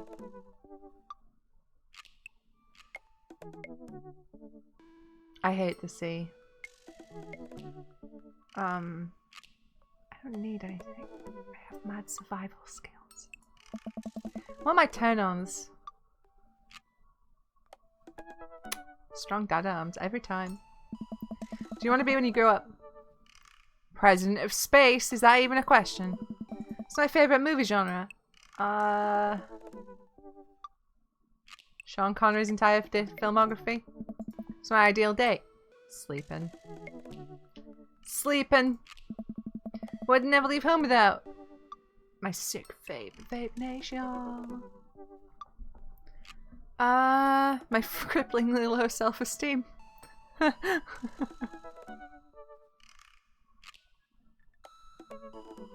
What did that were not so true. A sensible caddy. I'm never without a jacket. I spend a lot of time thinking about when I can next get my cup of coffee. Profile complete. Just too real. Messenger dad. Welcome. You got that. It's Hugo, innit? Hugo Vega. Middle school teacher, high school teacher, writer of scholarly articles on the 18th century literature for various esteemed publications. If you're only here to tell me that my son has put a cherry bomb in your trash, I know, and I'm sorry. On a Friday night, you're most likely to brew some strong tea and paint my miniatures. He paints minis! If you had one thing to take with you onto Desert Island, what would it be? A remembrance of things passed by Marcel Proust. The voice! What are your turns-ons? Muscles. What did you want to be when you grew up? Movie star. What's your favourite movie genre? Documentaries on art history. Ooh. What's your ideal date? Each of us read a different book on opposite sides of the couch in comfortable silence. What do you never leave home without? My glasses. Actually, I forget them at home a lot. I spend a lot of time thinking about... I worry that people who are against e-readers are more in love with the idea of books than actually reading them. Oh! Oh! Oh! Damn, Hugo. That is the best date. Holy shit, I actually want to date Hugo in real life. I'm sorry, Justin. I love you, but I want to date Hugo instead. I navigate to Hugo's dad book page and type out a message. Hey Hugo, great seeing you at the barbecue. Want to hang out sometime? I wait for a few minutes before the computer dings. I'm so glad you messaged me, and I definitely want to hang out sometime, but I have a favour to ask. Our class is going on a field trip to the aquarium today, and one of our chaperones called in sick. Is there any possible way you could come by and replace him? I think about it for a moment. I completely understand if you don't want to or can't make it, but I'm going to be honest with you here. It's a middle school class. I need as much help as I can get. I think about it for a moment. Man, that's a lot of screaming kids I'd be accountable for. And they're in middle school? Arguably the worst age to be. Oh. Amanda silently trudges into the kitchen and pours herself a bowl of cereal. Her eyes are a little puffy, almost as if she's been crying. Hey man, people think I'm actually good with kids because I can understand children and children understand me. So I'm good to like just bullshit a few hours away with kids. I'm fucking a pro babysitter. I'll have you know. No, God. Bill is not Hugo. Morning, Manda. Clicked out the window again. Good job, me. Morning, Potts. Hey, you alright? Nope, she's been crying. I just got thinking about the Backstreet Boys. They had a reunion. The Backstreet Boys are back, alright?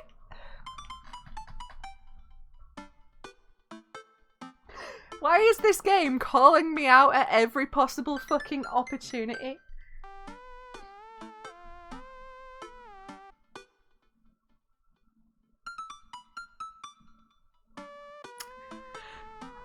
This fucking game. This fucking game.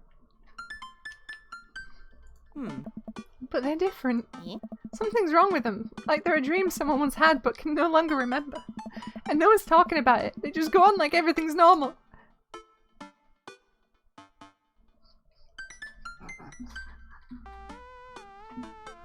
No! No! No! Why? Why is this game? Vernon Shaw! Vernon Shaw! I'm calling you out! Why have you done this to me? Yeah, the bot's broken, Mole, unfortunately. But were they original? Were they really the only ones? The answer is no. We see boy bands come and go all the time when they're popular. We'll act as if we don't like their music, and in a few decades their songs will be considered classics. It's just the way the world works. The Beatles were once the hot new boy band, you know. So, do fathers just lose their dad license if they don't mention the Beatles at least once a month? Yes, but mentions of Rush or Billy Joel are acceptable in a pinch. But seriously, you know you can talk to me about anything, right?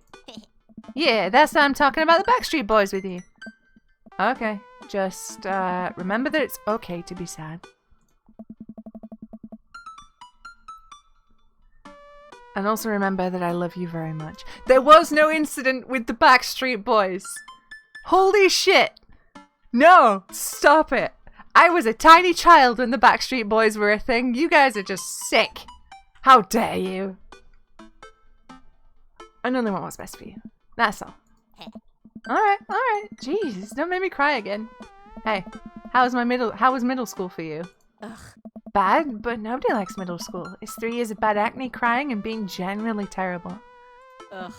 Everyone sucks, no self-awareness, it's just a bunch of hormonal teenagers locked in a gross old building for 40 plus hours a week, doing long division and starting fights over, I don't know, pizza day? Top 40s pop? Middle schoolers should be avoided at all costs. It's been a long time coming, but you think the joke you started has finally paid off big time?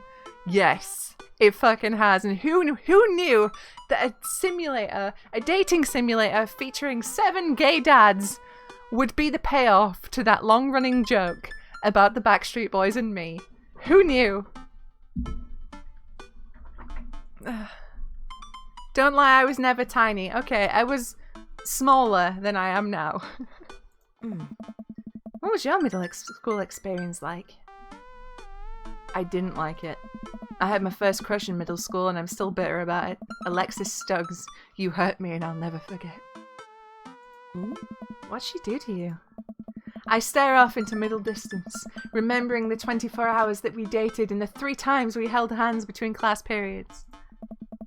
Then I remembered the bitter betrayal, her leaving me for Arnold Birmingham. Birmingham? That's not her surname. Him making me eat dirt in front of her. I don't want to talk about it. Oh. See? Middle school is reprehensible. Wait, why are you even asking me about middle school? Oh, Mr. Vega requested my help to chaperone his middle school class to the aquarium. Just wanted to know what I was in for. Yeah, you get to go to the aquarium? Are you kidding me? The last field trip I got to go on was to the clam chowder factory. They didn't even give us clam chowder. They gave us square pizza at a clam chowder factory. Oh, is that why you won't eat clam chowder anymore? What? No? It's because Bobby Wellingham threw up into one of the vats of clam chowder and I'm the only one who saw it happen. It haunts me. Right, let's leave that story firmly in the past. Anyway, you should just do it. Mr. Vega sounds like he could really use the help. Plus, you get to hang out with cool fish. Amanda, I get kind of weird about aquariums. The ocean makes me nervous. This is actually me. This is actually me. What? Are you worried that a whale is going to pop out of the touch tank and swallow you whole? Don't you put fear in my heart. Well, do they have penguins there? Yes, they have penguins there. Then it's settled. Penguins outweigh fear of ocean. I sit back down at the computer and let Hugo know that I'm available. He tells me to meet him at the aquarium and gives me the address. I grab my keys and kiss Amanda on the forehead before I head out. I arrive at the aquarium to find that the school buses have beaten me there. Preteens huddle around their teachers in small groups, yelling at each other and goofing off. Every teacher looks like they're at their wits' end. I don't know. Hugo jogs up to me looking frazzled. I'm so glad you're here. Hugo! It's been a debacle all morning. We're short-handed and most of the kids won't stop screaming. As I'm sure you know, it's the case with all middle schoolers. I've lived through Amanda at 12. I'm all too familiar. Great. Well, it's you and me chaperoning a group of 10 kids. They're over here. Hugo walks me over to a gaggle of preteens who are all sitting on the ground playing with their phones. They're not kicking each other like some of the groups, so we're off to a good start. Can you guys put your phones away? All of the kids look up for a moment to stare at Hugo. They then go back to texting. At least they're quiet? Too quiet. These guys are up to something. I can feel it. There's no way. They're too busy thinking about not getting food stuck in their braces to pull any stunts. It is middle school after all. Oh. We'll see. The classes start filing into the aquarium and Hugo hands out massive stapled packets of paper to each kid. Wow, this looks like Toronto. Ooh, this really reminds me of Ripley's Aquarium in Toronto. These are due at the end of the field trip. Yes, this will be for a grade. No, you can't borrow a pencil. These kids collectively groan and grab the sheets from Hugo. What's in the packet? Honestly, it's just busy work so that the teachers can have a moment's reprieve. I think one of the questions they're sent to sit quietly for 10 minutes to think about the Great Barrier Reef. Teacher hacks. I like that. Wait, I thought you were an English teacher. What does the aquarium have to do with books? Oh. We just did a unit on the old man in the sea. Nothing quite like introducing kids to the futile perseverance of the human spirit by making them pet stingrays. I've pet stingrays and it's fucking legit. Stingrays feel so weird. Like, they kind of feel slimy, but then they have little spines and it's all bumpy and cool. And they also are super hyped to get petted. They're amazing. Yes. It gives us time to check out some of the exhibits as well. Come on, they have a phenomenal selection of tropical fish. Petting stingrays is the best. It is! While the kids sit on the floor and pretend to do their assignments, I pet a shark as well. While they text, Hugo and I wander over to a large tank filled with brightly coloured fish. Hugo points to a brown and white fish with long spines. Ooh, a lionfish. Oh. That right there is a lionfish. Do you know that their stomachs can expand up to 30 times in size? They're seafloss puppers. There's a stingray petting pool in the aquarium thing in the Netherlands. Have you been, Mel? Have you pet one? Whoa. Hey. Their spines are venomous too. Nature is hardcore. Oh. You think that's bad? Take a look at this one over here. Hugo points to a spiny, grumpy-looking fish hanging out near the bottom of the tank. That's a stonefish, one of the most venomous fish in the world. And they just, like, keep it here? Oh, they're relatively harmless so long as you don't step on them. What happens if you step on them? Tissue necrosis. Cool. Oh. Nature is wild. Man, Hugo seems to know a lot about fish. I feel the overwhelming need to impress him. Hey, see that fish over there? That one? Yeah, that's the...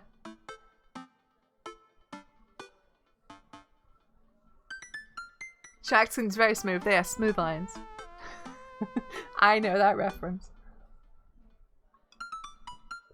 Alright guys, I just need to just pop away for a second. So I'm just gonna leave you here looking at Hugo in this beautiful aquarium and this lovely jazzy music, but I'll be back in a second. Oh shit. Oh.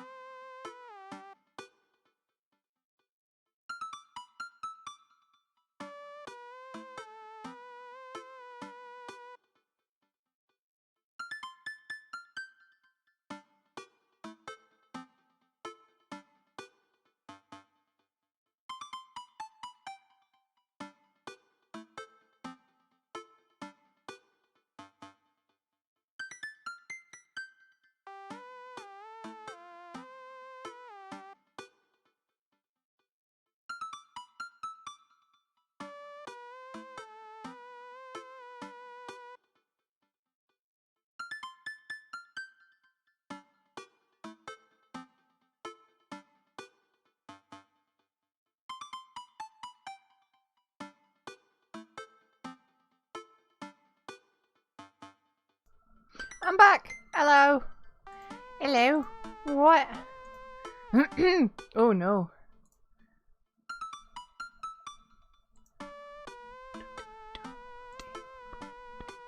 Boop, boop, boop. Okay. Yep, it's very soft. Very soft skin. Very soft. Sharks are very soft. Let's have a save. We're gonna save Scum Hugo. Oh. Yeah? Did you know that? Paranormal, psychiatric, or political fish trivia. This is the only species of fish known to develop clinical depression. Oh. Wait, are you serious? Serious as a heart attack. We're talking fish here. There's no time for jokes. Oh. That's a clownfish. Oh! No. No. Yeah, that's the humphead wrasse. Hmm? Yeah? Did you know that?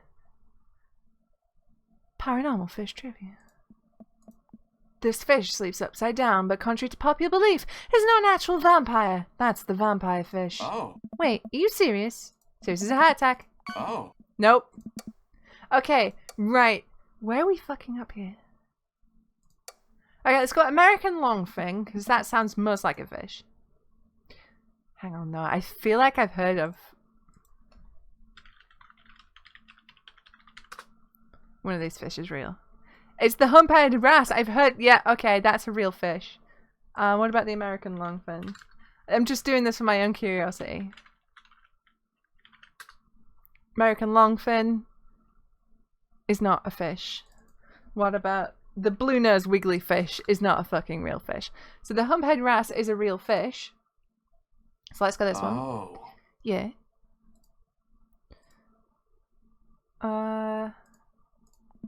Did you know that? Let's say political fish trivia. This fish openly supports legalization of marijuana. I know, so progressive. Times are changing, man. Oh. Wait, are you serious? Save. Save, Scum. Serious as a heart attack. We're talking fish here. There's no time for jokes. Hmm? Okay, he doesn't like that. You can't okay, he has difficulty understanding humour. Absolutely not. I'm playing it for the gag here. Ah. Ah, good one. We lead the kids to another room. Sharks, sea turtles, eels, and the other marine life swim around in a massive floor-to-ceiling aquarium. The kids begin trying to take selfies with the sharks. Hugo leaves my side to separate two kids who start fighting over a Capri Sun. I walk around the room, reading the tiny little blurbs about different fish swimming inside the enclosure. Super soft, the smoothest. Sharks are smooth, man. I don't know what to tell you. They're like so soft. Sharks are known for like silky soft skin. That's like the thing. After a while, I look around and see Hugo again. He's gazing up at the aquarium in childlike wonder. The ripples in the water cast blue moving shadows across his face. For someone surrounded by angry hormonal preteens, he looks completely peaceful. He looks really cute in this light. I hope he doesn't notice me staring. Wow. Ah. I walk over to join him. Beautiful, innit? Save. Save, Scum. We can learn a great deal from Mother Ocean. A great many mysteries lie in the ocean. It's truly fascinating to be able to observe it in a setting such as this. That's a very astute point, Bill. We stand together for a moment, admiring the wonders of marine life. Just go in the big wetness and pet them. Yeah, exactly. We eventually make our way into the touch tank room, which seems to be the only thing the kids are actually interested in. The tank is filled with a variety of shoehorse crabs, sea urchins, stingrays, and small fish. Horseshoe crabs, not shoehorse crabs. Horseshoe crabs. That's sunfish. Those things are fucking useless. Jellies! I stand around the edges of the tank and keep a wary distance from the sea life. Who knows what kind of nefarious plans those horseshoe crabs have for my well-moisturized hands. Hugo rolls up his sleeve and sticks his hand in the water. Don't you want to pet some Don't you want to pet some rays, Bill? Oh, I think I'm good. I don't really, I think I should just stay over and admire them from a respectful distance. Come on, it'll be fun and informative. Don't make fun of me, but I'm scared to touch them. I get weird when there's no glass separating us. I don't know what any of those things are, but I get the feeling they will probably bite me in my delicious hands if given the chance. Nothing in this tank can hurt you. The stingrays have had their barbs removed. The horseshoe crabs only eat little clams, and the anemones are perfectly safe to touch. Against my better judgment, I approach the tank. Slowly dipping my hand into the cold water, I touch a stingray as it glides past me. See? Not so bad. It feels like fun, slimy leather. It does. Things get a lot less scary when you learn more about them, right? I dive my hand back into the touch tank with a renewed vigour for ocean life. I poke at some urchins and feel the hard carapace of a horseshoe crab. They do have a hard carapace. Seriously, Bill, my Hugo voice. It's beautiful, isn't it? It wasn't even my fault, it was Lydia's fault, so blame Lydia. My hand brushes against Hugo's as we reach for the same anemone. I pull away, blushing. Oh my. Hugo smiles at me. Hey, you're supposed to be touching the fish. Sorry, I just get a little carried away sometimes. Wait, that girl over there looks suspicious. Why's that? Oh. Our backpack's usually that wet. Hold on. Why? Why? Bernardshaw! Susan, get back here. Hugo runs after a middle schooler and catches her before she can make it to the exit. Want to tell me what's in the bag? Textbooks? Want to tell me what's really in the bag? Susan won't budge. I walk over to Hugo and the girl. I think you might need a bad cop. Look, kid. I'm not afraid to hit a child. That's an easy 5 to 10 in the clink. We don't have time for games here. Nope. Nope. Hang on. 3. I'm gonna press it, but Hugo's gonna hate it. I'm strong. I am stronger than you. I don't care about my public image. Bill, please don't say that. I'm not gonna hit a child. I will never raise my hand in anger to a child. I had to see. Look, kid. That's an easy 5 to 10 in the clink. I had a bud go down for that once. He came out a changed man. Said he missed the bars. You're not a teacher. You can't tell me what to do. Yes, well, I am. Can you please put the bag down? Next time we won't say please. Susan glares at Hugo for a moment before dropping her book bag on the floor. It lands with a wet slap. We stare at it for a moment before it starts to move. Huh?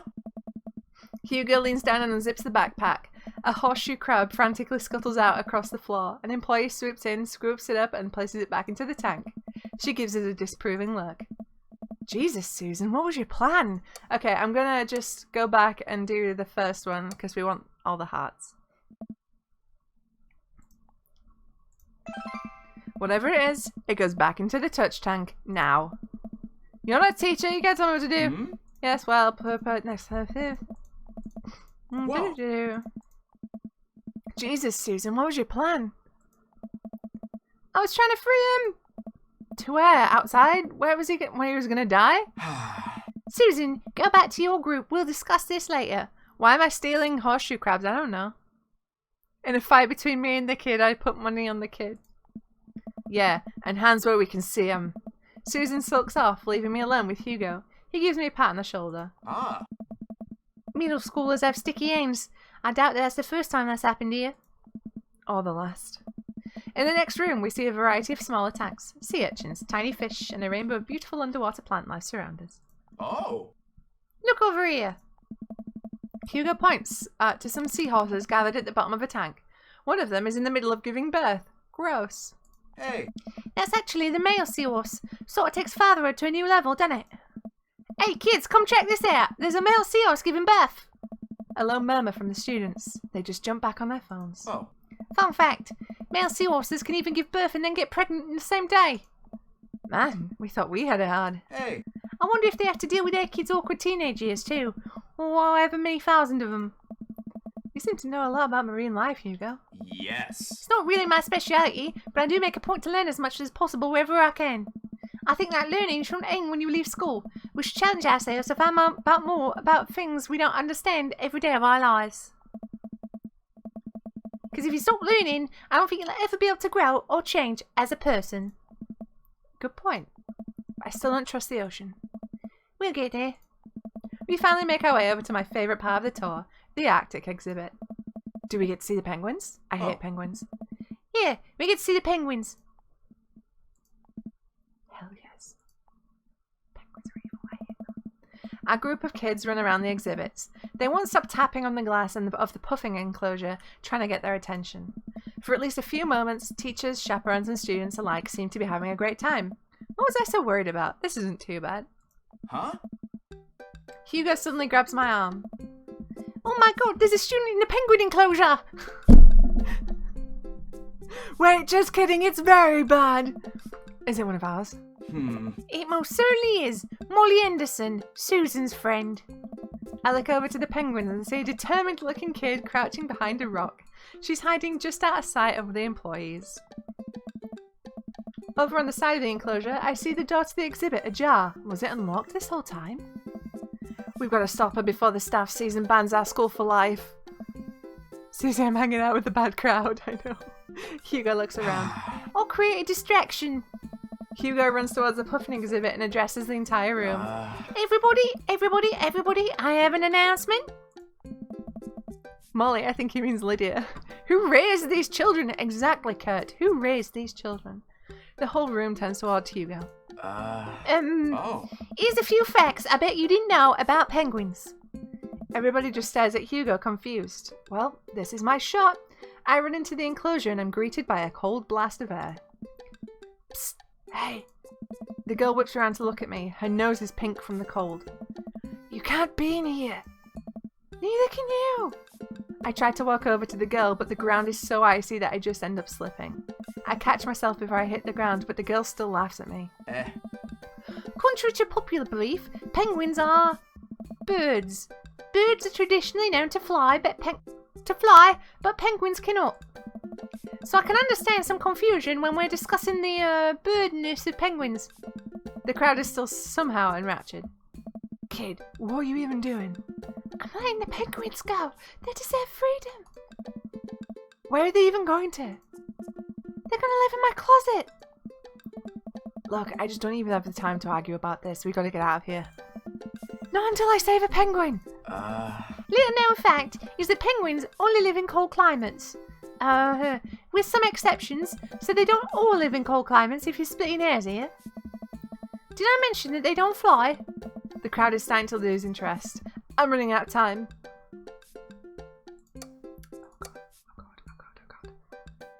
Okay, shit. How do we play this, guys? How do we do this? Lay down the law, try to relate, bribe her. I think we're gonna lay down the law. I prepare to raise my voice at Molly and then hesitate. Is it weird for me to raise my voice at a stranger's kid? Like, is it parenting faux pas or something? Money, give me money. I will give you $20 right now if you leave with me. Molly thinks for a second.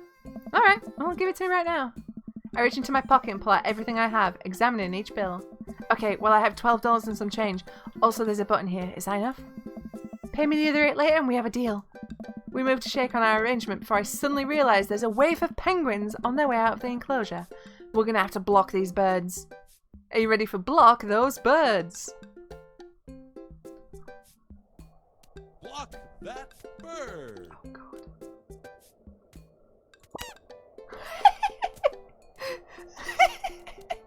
What is happening?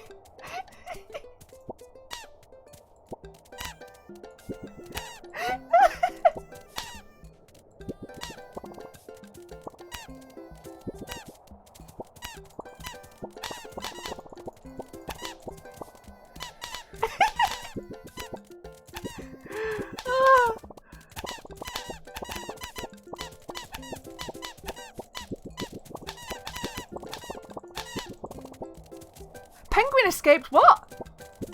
Find that team.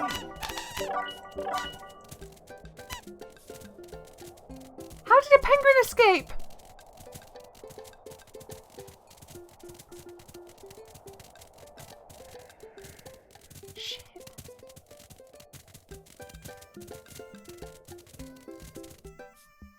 Uh-oh. Phew, glad that's over, just in time too. Looks like Hugo is wrapping up his diversionary penguin speech. Hey. And that's why I think the penguins are one of the best animals in the world.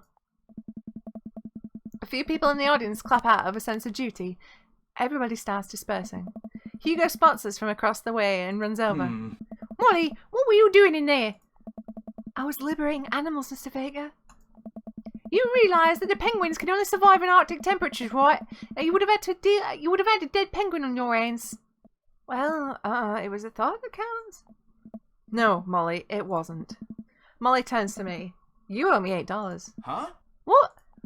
Just, I'll pay you later, kid. Molly runs off towards Susan. I suppose that they can compare animal thief notes. Oh. You're not off the hook, Molly. Oh. Bill, did you just bribe that child? You can't play by the rules when there's penguins on the line. Listen, man, we've all done dark things in our lives. I'm not the young, bright-eyed youth I used to be. That person believed in a world where you wouldn't have to bribe children to save a penguin. The me today knows different. I only wish I could go back. Oh. Let's just get through the day and get out of here. Oh, shit. That has to be an option he'll like, right? That was the only way to get out of the exhibit. I'm not proud of what I've done. I'm not proud of it either, or of my Penguin Facts TM lecture, but at least we got right. Let's just get through the day and get out of here. With the day finally coming to a close, the whole field trip is ushered through the gift shop and we make our way back out to the school buses.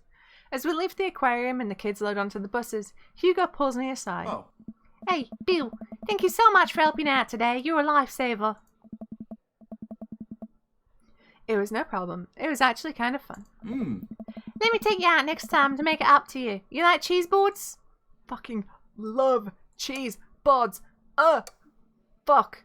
Nothing on earth more satisfying than a good cheese board. Great. Well, I gotta go make sure the kids don't steal anything else. See you around. I walk inside to find the house empty. I wonder where the panda's at. Before I know it, Amanda pops in through the front door. What you up to tonight? Just doing some homework. How was the aquarium? It was an adventure. Some kid tried to steal a penguin. Aww. We've all been there. I had to run in and grab her before any of the employees saw. Alright. You got to go into the penguin enclosure? Did you steal a penguin for us? Amanda, no penguins were stolen thanks to the valiant efforts of myself and Mr. Vega. It was nice getting to spend some time with Hugo, though. I'm surprised he helped complete a cover up. He's usually kind of a what? Kind of a stick in the mud? He's actually pretty cool. I had a good time with him. Alright, too much adventure for me today. I'm gonna go rest my eyes. You mean take a nap? There's a difference. You'll learn when you become a father. Be generous and kind to everyone. Everyone. I think we only got an A rank for Hugo. I don't feel like it was an S rank. Nope, I lied! I'm JK rolling with delight.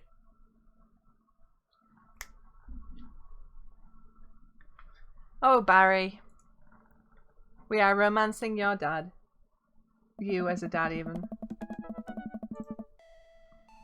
Mail truck, word jumbles. She got into school, yay! We're so proud of her. Good job, Amanda. Good job, kid. Welcome. You've got that. Alright, Hugo. Let's do a smooch on you. Date 2. Let's go. I should take Hugo up on his offer to hang out. I had a lot of fun with him at the aquarium. I type out a message to him on Dadbook. Oh, fuck, I did it. Oh, shit, I changed the scene. Good job, me. Womp womp. Come on, camera. Uh-oh. Oh, there we go. Womp womp. There's the Talavir Be Right Back screen. Good job. I type out a message to him on Dadbook. Hey, still want a cheese board? Hugo responds in a few minutes. Colin is still being a humongous shithead. He won't stop sending the same picture of Jackie Chan in a mesh shirt to his printer, and it's a nice picture, but it's wasting all my paper. Sorry, meant that for another teacher. But seriously, he's insufferable. There's pictures of Jackie Chan everywhere. It's all gone pear-shaped. Save a couple for me. My Jackie Chan scrapbook is a little light on content, and I think this would really round it out. Ha! Let me get back to you after class ends. I stand up from the computer and stretch. Well, guess there's only one thing to do now. Dad nap. This is actually me. Holy shit. I hop at the couch and turn on some Antiques Road Warrior for background noise. Oh, fun story, right? When I was in primary school, I was in the, we had like a special, like gifted and talented computer class, like program thing we did. And basically they taught us basic coding and stuff, and we went to like shows and stuff to show how clever and awesome we were. It must have been about 9, no, God, I must have been about 8 or 9.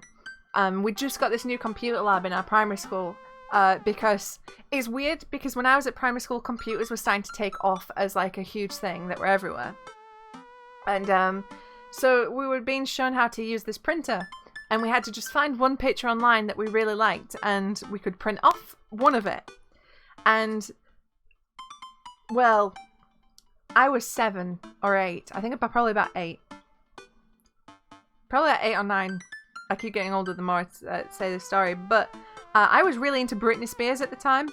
And there's one picture that was around her Oops, I Did It Again period, where she was sat on some bleachers holding a basketball. And I was super into Britney Spears, and I wanted this one picture. And I didn't realise that hitting the print button more than one time would print off more than one picture. And I ended up printing off about 45 copies of this one picture of Britney Spears. I pressed it a lot. Because I was like, ba ba ba ba ba ba ba, because it wasn't printing straight away. Because there was like a queue. And so there was fucking tons and tons of this one picture of Britney Spears flying out of the printer. I was hammering that print button, and eventually my teacher just sort of ran over and was like, no, stop. Okay, I got this ornate cabinet from a yard sale for $5 in 1982. To be told that it once belonged to a Confederate general is a huge surprise. This will feed my tribe for weeks. I really like the way the appraiser's voice echoes through the mouthpiece of his leather armor / bondage gear. Maybe this is that ASMR thing Amanda keeps telling me about. I drift off to sleep. Look, man, I wasn't being properly supervised because it was this gifted and talented group. They trusted us. And see, I printed off fucking tons of this one picture of Britney Spears. Yes, well, I would like to hear the greatest news you've had at least in a month. Hey, sorry about that. Colin's in the principal's office now. He says he knows Jackie Chan personally and that Jackie won't be happy to hear this. I'm jolted awake by a dadbook message from Hugo. You have an opportunity to play Binky on Saturday. Sweet! I get off work in a little while and I continue to be very serious about cheese boards. I fumble out a reply. Yes, so am I. Hugo and I work out the details and I'm all set to meet him in a few hours. Amanda walks in the door just as I'm about to leave. What's up, buttercup? Just getting home from school. Where are you going? Oh, I have a meeting with the board. The board? A cheese board. I'm getting cheese with your teacher. Will you be able to fend for yourself until dinner time? Yeah, I'll live, but only if you can talk him into going easy on me for the final. Sorry, buddy. That ball's in your court. What's in my court, you ask? Just a variety of delicious cheeses, meats, and their accompanying crackers. Maybe some olives, a little bit of fig jam. Ooh, onion chutney. Yeah, I get it. You're excited about the cheese. Sweetie, you'll get it one day. But now I gotta go see a man about some manchego. Please leave.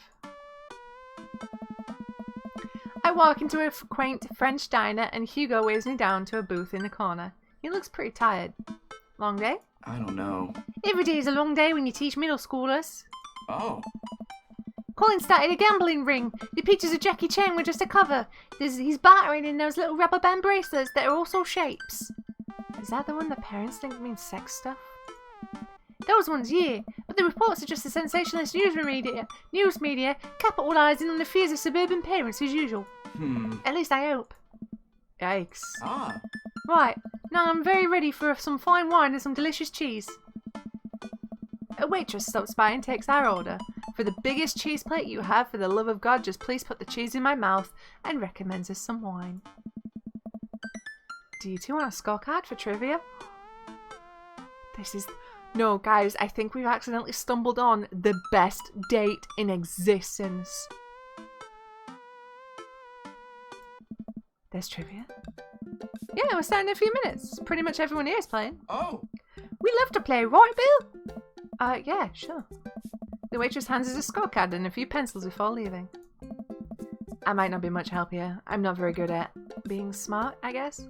Come on, and don't be too hard. Bill! I turn around and see Matt and Brian here with their daughters, looking like they're ready for trivia. They come up to our table to greet us. Hey guys, you all here for the old question and answers game? Hey.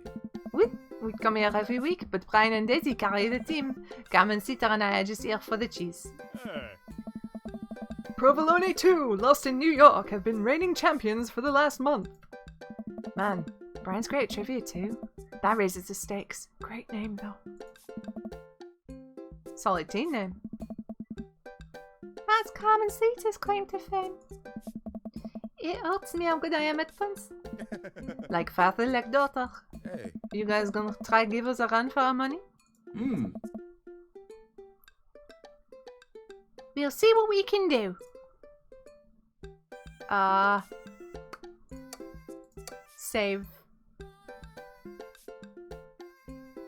I will destroy you.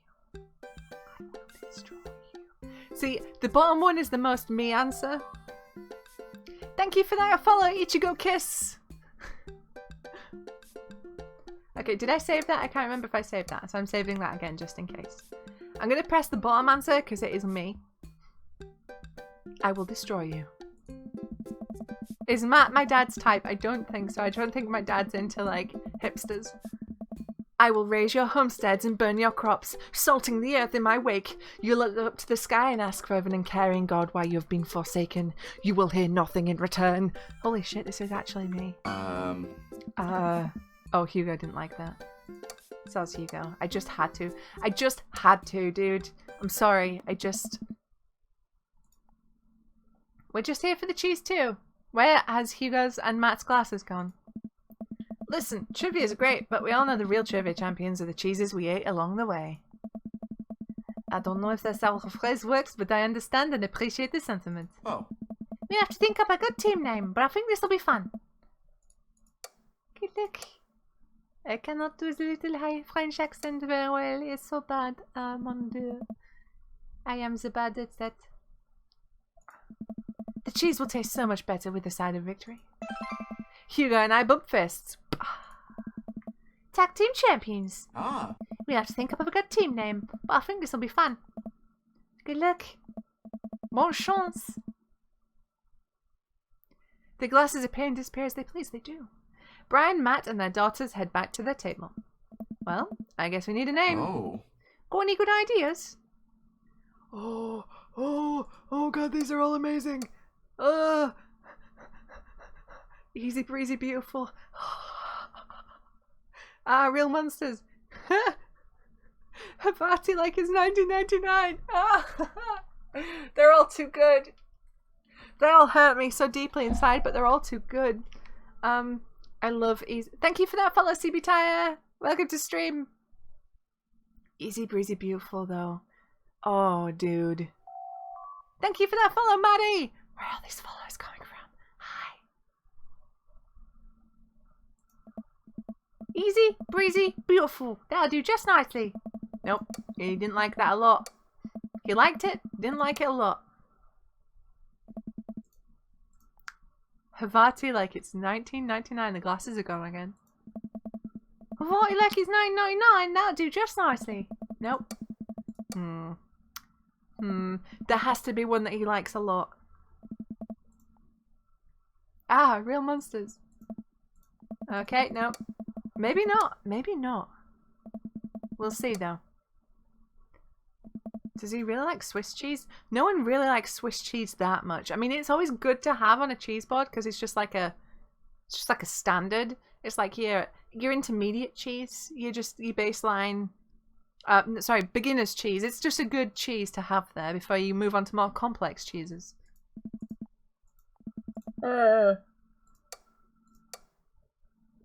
Okay. I have a feeling, because we're in a French restaurant, I'm gonna go brie. Because brie cheese is the best. Cambazola is your cheese. See, I can't Wensleydale, man. Wensleydale has a special place in my heart because it's so good and it's so Yorkshire. Also, Caerphilly cheese is the tits. Brie is amazing.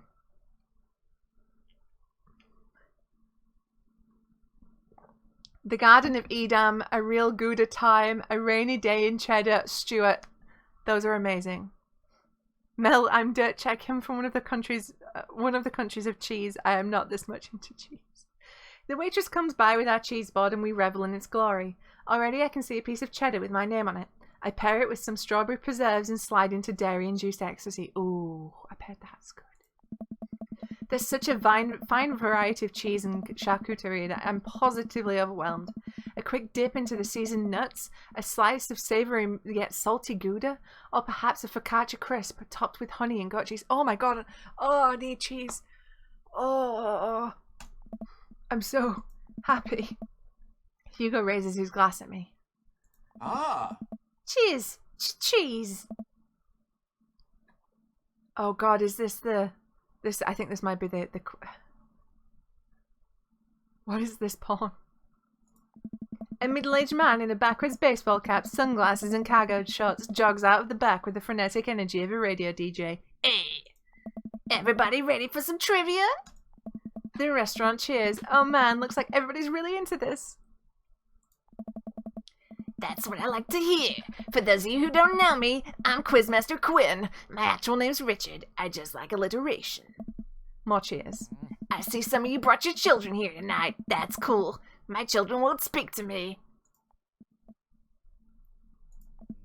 I'm just joking around. Classic Quizmaster Quinn humor. It's actually my wife that won't speak to me. She doesn't want kids. Let's get into some questions. The first category is literature. Excellent. Oh god, this is gonna be murder on my fucking voice. You know who loved literature? My dead father. I looked up to him so much. More jokes! Classic Quizmaster quips. Just trying to keep it light here, folks. Just like I thought my wife was the light of my life. Hugo, you got this literature stuff, right? Does Franz Kafka have an irrational fear of one day waking up as a large, grotesque, inside-eyed creature? He does. Yes? This is the continent that encompasses the realms of Gondar, Rohan, Mordor, and Lothlorien. Other notable sites include Isengard, the Mirkwood, and Rivendell. What is the elvish name for this continent? Stu. Is it it's not those, they're fucking Star Wars. Stu! Help! Is it Erenal or Lemuria? Is it any of those? Those two can just fuck off forever because they're Star Wars, but... It's not Endor. Is it? Is it Endor? I thought that was a Star Wars thing. I don't...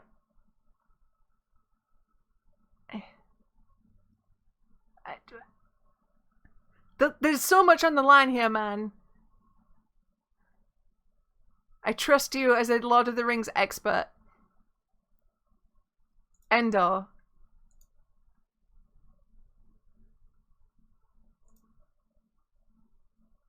Okay, I'm trusting you, man. I'm trusting you. Who was the writer that created Tarzan and John Carter of Mars? That was Edgar Rice Burroughs. I know that one. Correct. Edmond Dantes is better known as this man. Oh shit. I don't know.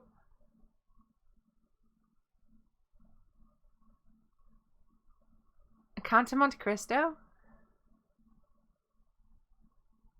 I don't know. I'm gonna Google it because I'm a scum.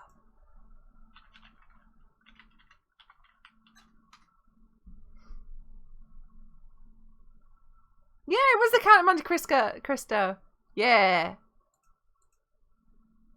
Correct. The quizmaster walks around the room. I think he's doing crowd work. He stops by mine and Hugo's table. Whoa, nice cheese plate you got there. Thank you. How's that cheese tasting, big guy? Good. Great. Cheese used to be my favorite food, but I developed a lactose intolerance later in life. I'm sorry to hear that. I also developed clinical depression. Oh. But people don't tell you to just get over your lactose intolerance, right? Nobody's like, have you tried exercising to get rid of your debilitating dairy allergy? Or you just need to choose to not let your throat close up when you eat brie.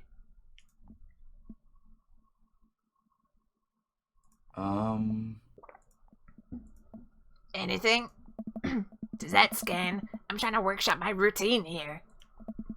Quizmaster Quinn wanders off to another table. Who wants to start the next round? More cheers from the audience. The next round is cinema. Oh man, I love movies. Sometimes I retreat into them for days on end because obsessing over a fictional universe is easier than engaging with my real emotions and problems. Oh man. I am being called out so much today. Frodo Baggins, am I right? Is he okay? Oh. Well, I think it's just his character. I hope.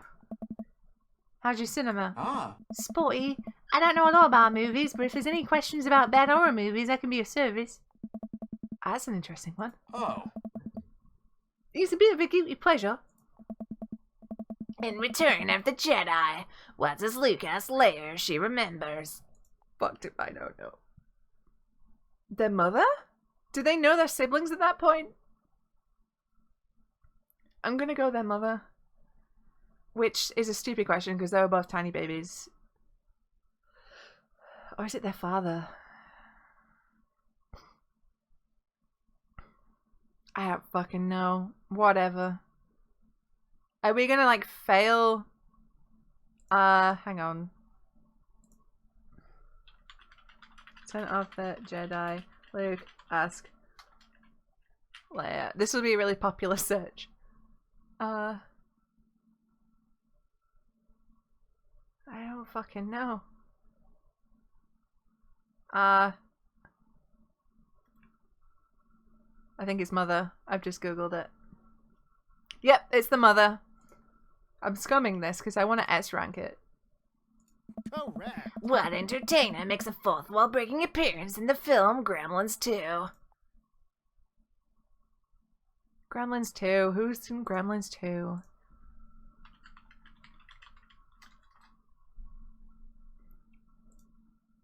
Googling it.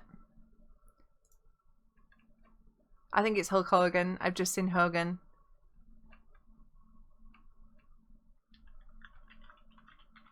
Yep, Hulk Hogan's in it. So I'm gonna guess Hulk Hogan. Correct. Which of these 80s horror movies does not feature an Indian burial ground as part of its setting? Poltergeist does, The Shining does, Pet Sematary does, it's within the woods. No. Seems like we're... Oh, no. I was doing his voice, I didn't need to. Seems like we're doing pretty well, but we're neck and neck with Brian and Matt's team. Those guys are pros. I look over to their table and give them a friendly but competitive nod. I lock eyes with Brian. He gets a much sterner nod. And the next category is wrestling. Oh, shit. Okay, we're totally boned. Hugo grabs my arm. Wait, I got this. Huh? Man, you know who I wouldn't want to wrestle with? Literally anyone. I crave human interaction. Please put me in. Please put me in a chokehold. Please. It's been so long since I've been held.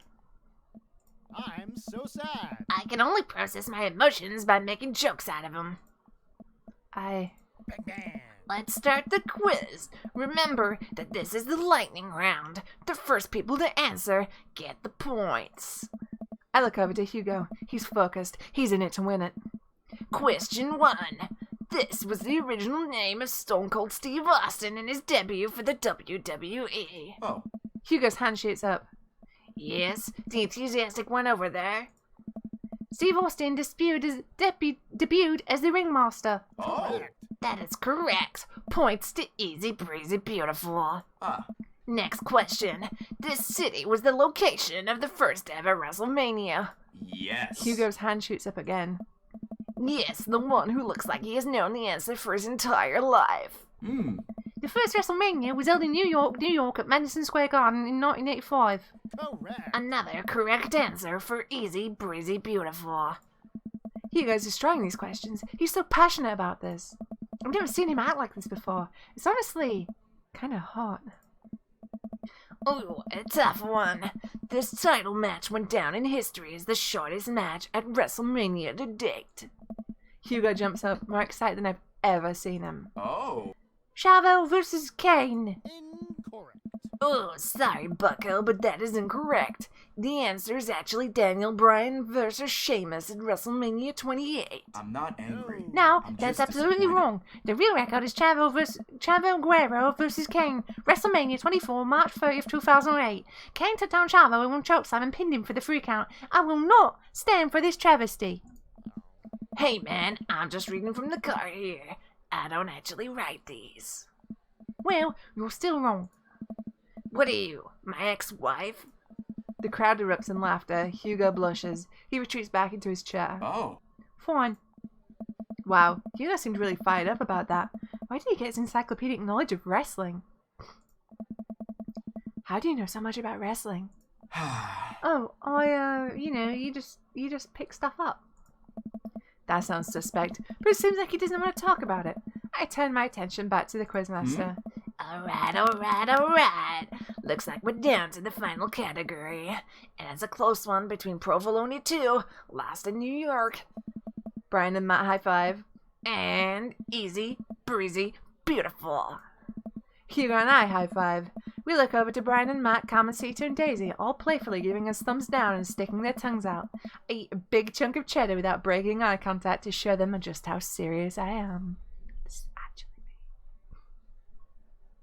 I have been known, and I have done this before, to challenge someone, shoved an entire bread cake in my mouth, just without breaking eye contact.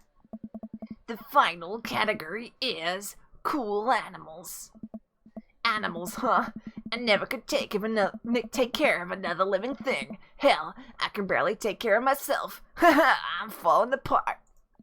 Anyway, here's the questions. The Canary Islands were named after what kind of animal? Birds. Canaries are birds. Wrong. Did he just say wrong? What is the last animal that appears in the dictionary?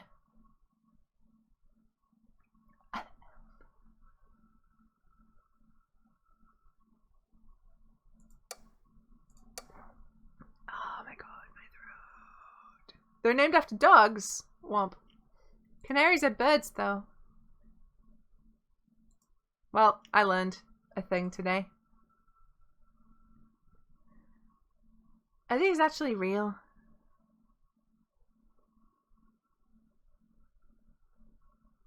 Is that real?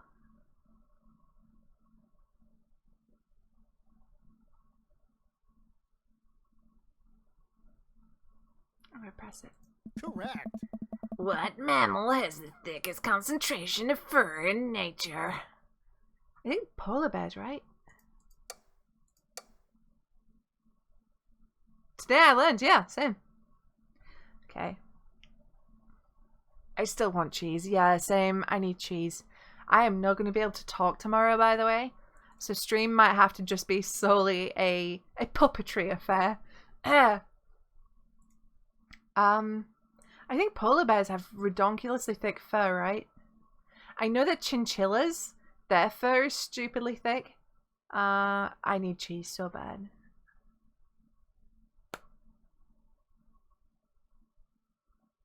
Okay, I saved Scummit, so I'm gonna save. My instincts could be entirely wrong. Incorrect. Shit! It's not polar bears. Otters. I don't know fucking anything about animals. Animals are lame. Correctamundo. Alright, I'm just gonna come around and collect your scorecards and we'll see who came out on top. Remember, the winning team gets a $25 gift card to Phil's Auto Care. If you need a car part, Phil's will fulfill your needs. Everyone oohs and ahs. God, I want that gift card. The quizmaster goes into the back to tally up the score. I pick at what's left of our cheese plate. There's a bit of brie here that tastes absolutely divine on a cracker with a little bit of honey and dried apricot. Oh my god, stop it. Ugh. So, what are your plans after our big win? I'll probably retire, take Amanda somewhere tropical, drink something out of a coconut. Always wanting to do that. What about you? Probably take my winnings to Colin's gambling ring, bet it all on black, walk out of there with more rubber bands in the shape of animals than I know what to do with. Bold, but I like your style. Oh. You want the last piece of Avati? Nah, that's all you. You definitely earned it. After a couple of minutes, the quizmaster jogs back into the room. Everyone immediately quiets down, waiting with bated breath for the results. Who will win the coveted gift card? I really hope it's us. Hey, everybody. We've had a great night. Lots of goofs, lots of laughs, and a little bit of light crying in the back. Wow. But that's neither here nor there. It was a close game, but the winner of tonight's trivia contest is... Easy, breezy, beautiful. Come on down and get your gift card for Phil's Auto Care, where phenomenal service is. I am. God, I so can't do this sad. anymore. Please just take the gift card. I motion for Hugo to go get the gift card, and he shyly slinks out of the booth to grab it. He pauses for a moment and gives the quizmaster a hug with a few pats on the back. The quizmaster sobs just a little. Hugo, whoa, why was Matt there? Did you see that? Hugo makes a victory lap back to our table and gives me a high five. Easy, breezy, beautiful is unstoppable. Easy, breezy, beautiful is great. May easy, breezy, beautiful reign 1,000 years. Hey, great work, guys. You guys did awesome. Hey. We will be seeing Easy Breezy Beautiful again next week. Will we be seeing Easy Breezy Beautiful again next week? I look over at Hugo, who smiles. Maybe so. We make a pretty good team, huh, Hugo? Ah. Hugo blushes. Hugo and I walk back toward our cul-de-sac, basking in the glow of our win and nursing our cheese-filled bellies. Man, we crushed it in there. Finally, enduring the screams of young children for years on end has paid off. I will take half my off for this gift card and use it to purchase many, many air fresheners for my car, which Ernest refuses to stop vaping in. I think I'll use my half to buy at least 2 tire pressure gauges to place in different parts of my garage. You never know when you're going to need one, and I prefer to have them within arm's reach. A fine plan. Shame about that one wrestling question, though. I'm not kidding. I plan to write a strongly worded letter to whoever employed that man. Come on, there's got to be a story there. What do you mean? You didn't even stop to think. You pulled that wrestling knowledge out like you were there at the ring yourself. Oh, it's just stuff I know. Do we ask again? Ask again. Hugo, I figured you'd be better at lying after dealing with every kid in school for as long as you have. It's embarrassing. You know what's actually embarrassing? Not being able to explain basic algebra to your daughter. You know what's definitely not embarrassing? Knowing stuff about wrestling. Hugo sighs. Alright, fucking hell, you love that. If you really want to know, just follow me. Hugo leads me to his house at the edge of the cul-de-sac. We step inside and his house is exactly what I expected it to be. Neat and filled top to bottom with books and art. I want that living room. Holy shit. Oh. Welcome to my home. Sorry, sorry it's so messy. His house is actually spotless. I follow him down the hallway. What are we doing? Hugo opens the door and ushers me inside. It's pitch black. He closes the door behind us.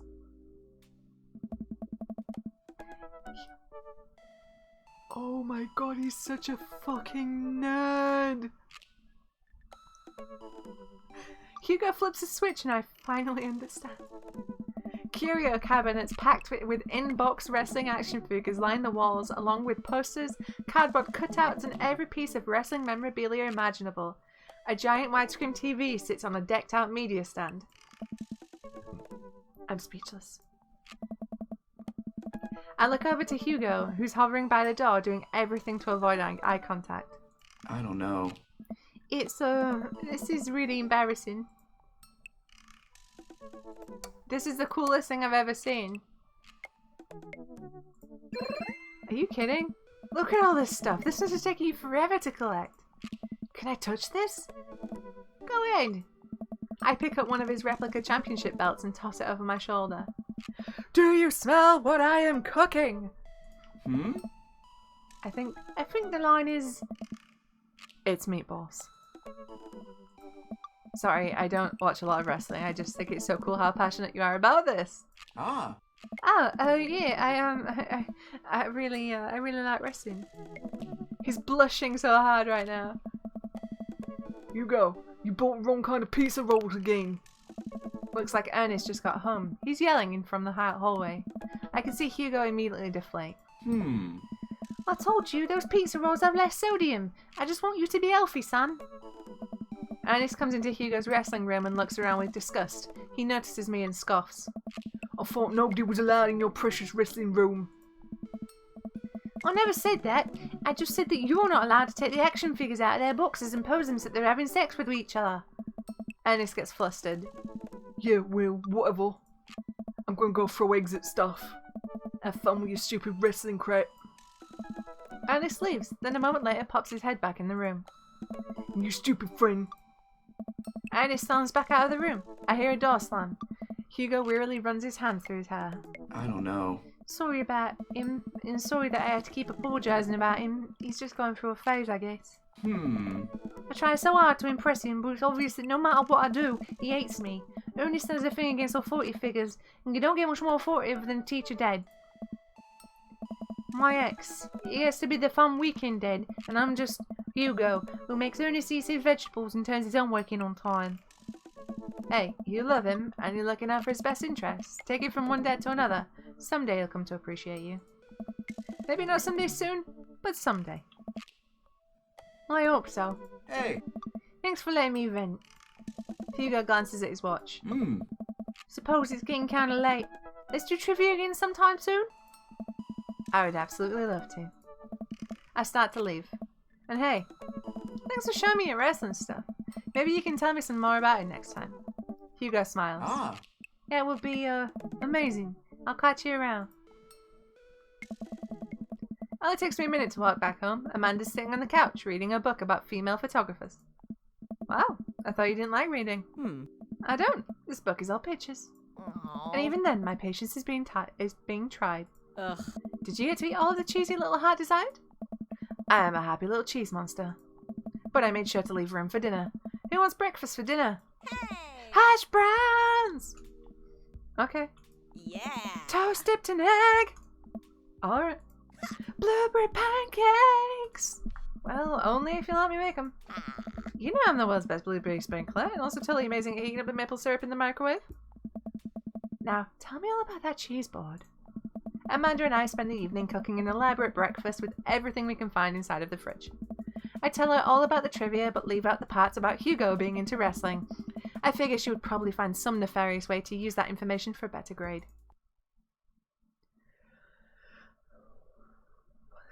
Day complete!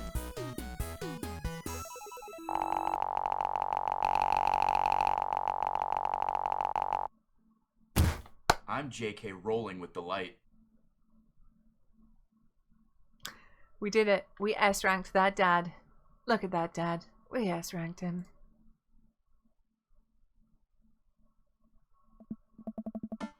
Well, it's been a long day. I'm just about ready to pack it in. After a few... Okay. Right. I'm gonna end the stream here for tonight, guys, because we'll be starting a new date, and it's 11, so... Well, it's like 3 minutes to 11, so it's about time to end stream anyway. So thanks for hanging out with me and my voices. it's been a really good stream, and I've had a really good time, and I appreciate that all of you have sat here and listened and watched and chatted and lurked and hosted and followed and stuff and subscribed, and I really appreciate it. And I'm going to stop talking that voice because it's hurting. But yeah, thanks for hanging out, guys. It has been a giggle as always. I shall see your beautiful faces tomorrow, and I will enjoy the rest of your nights, your days, your mornings, and I shall see your smiling faces tomorrow. Bye bye, guys. Mwah.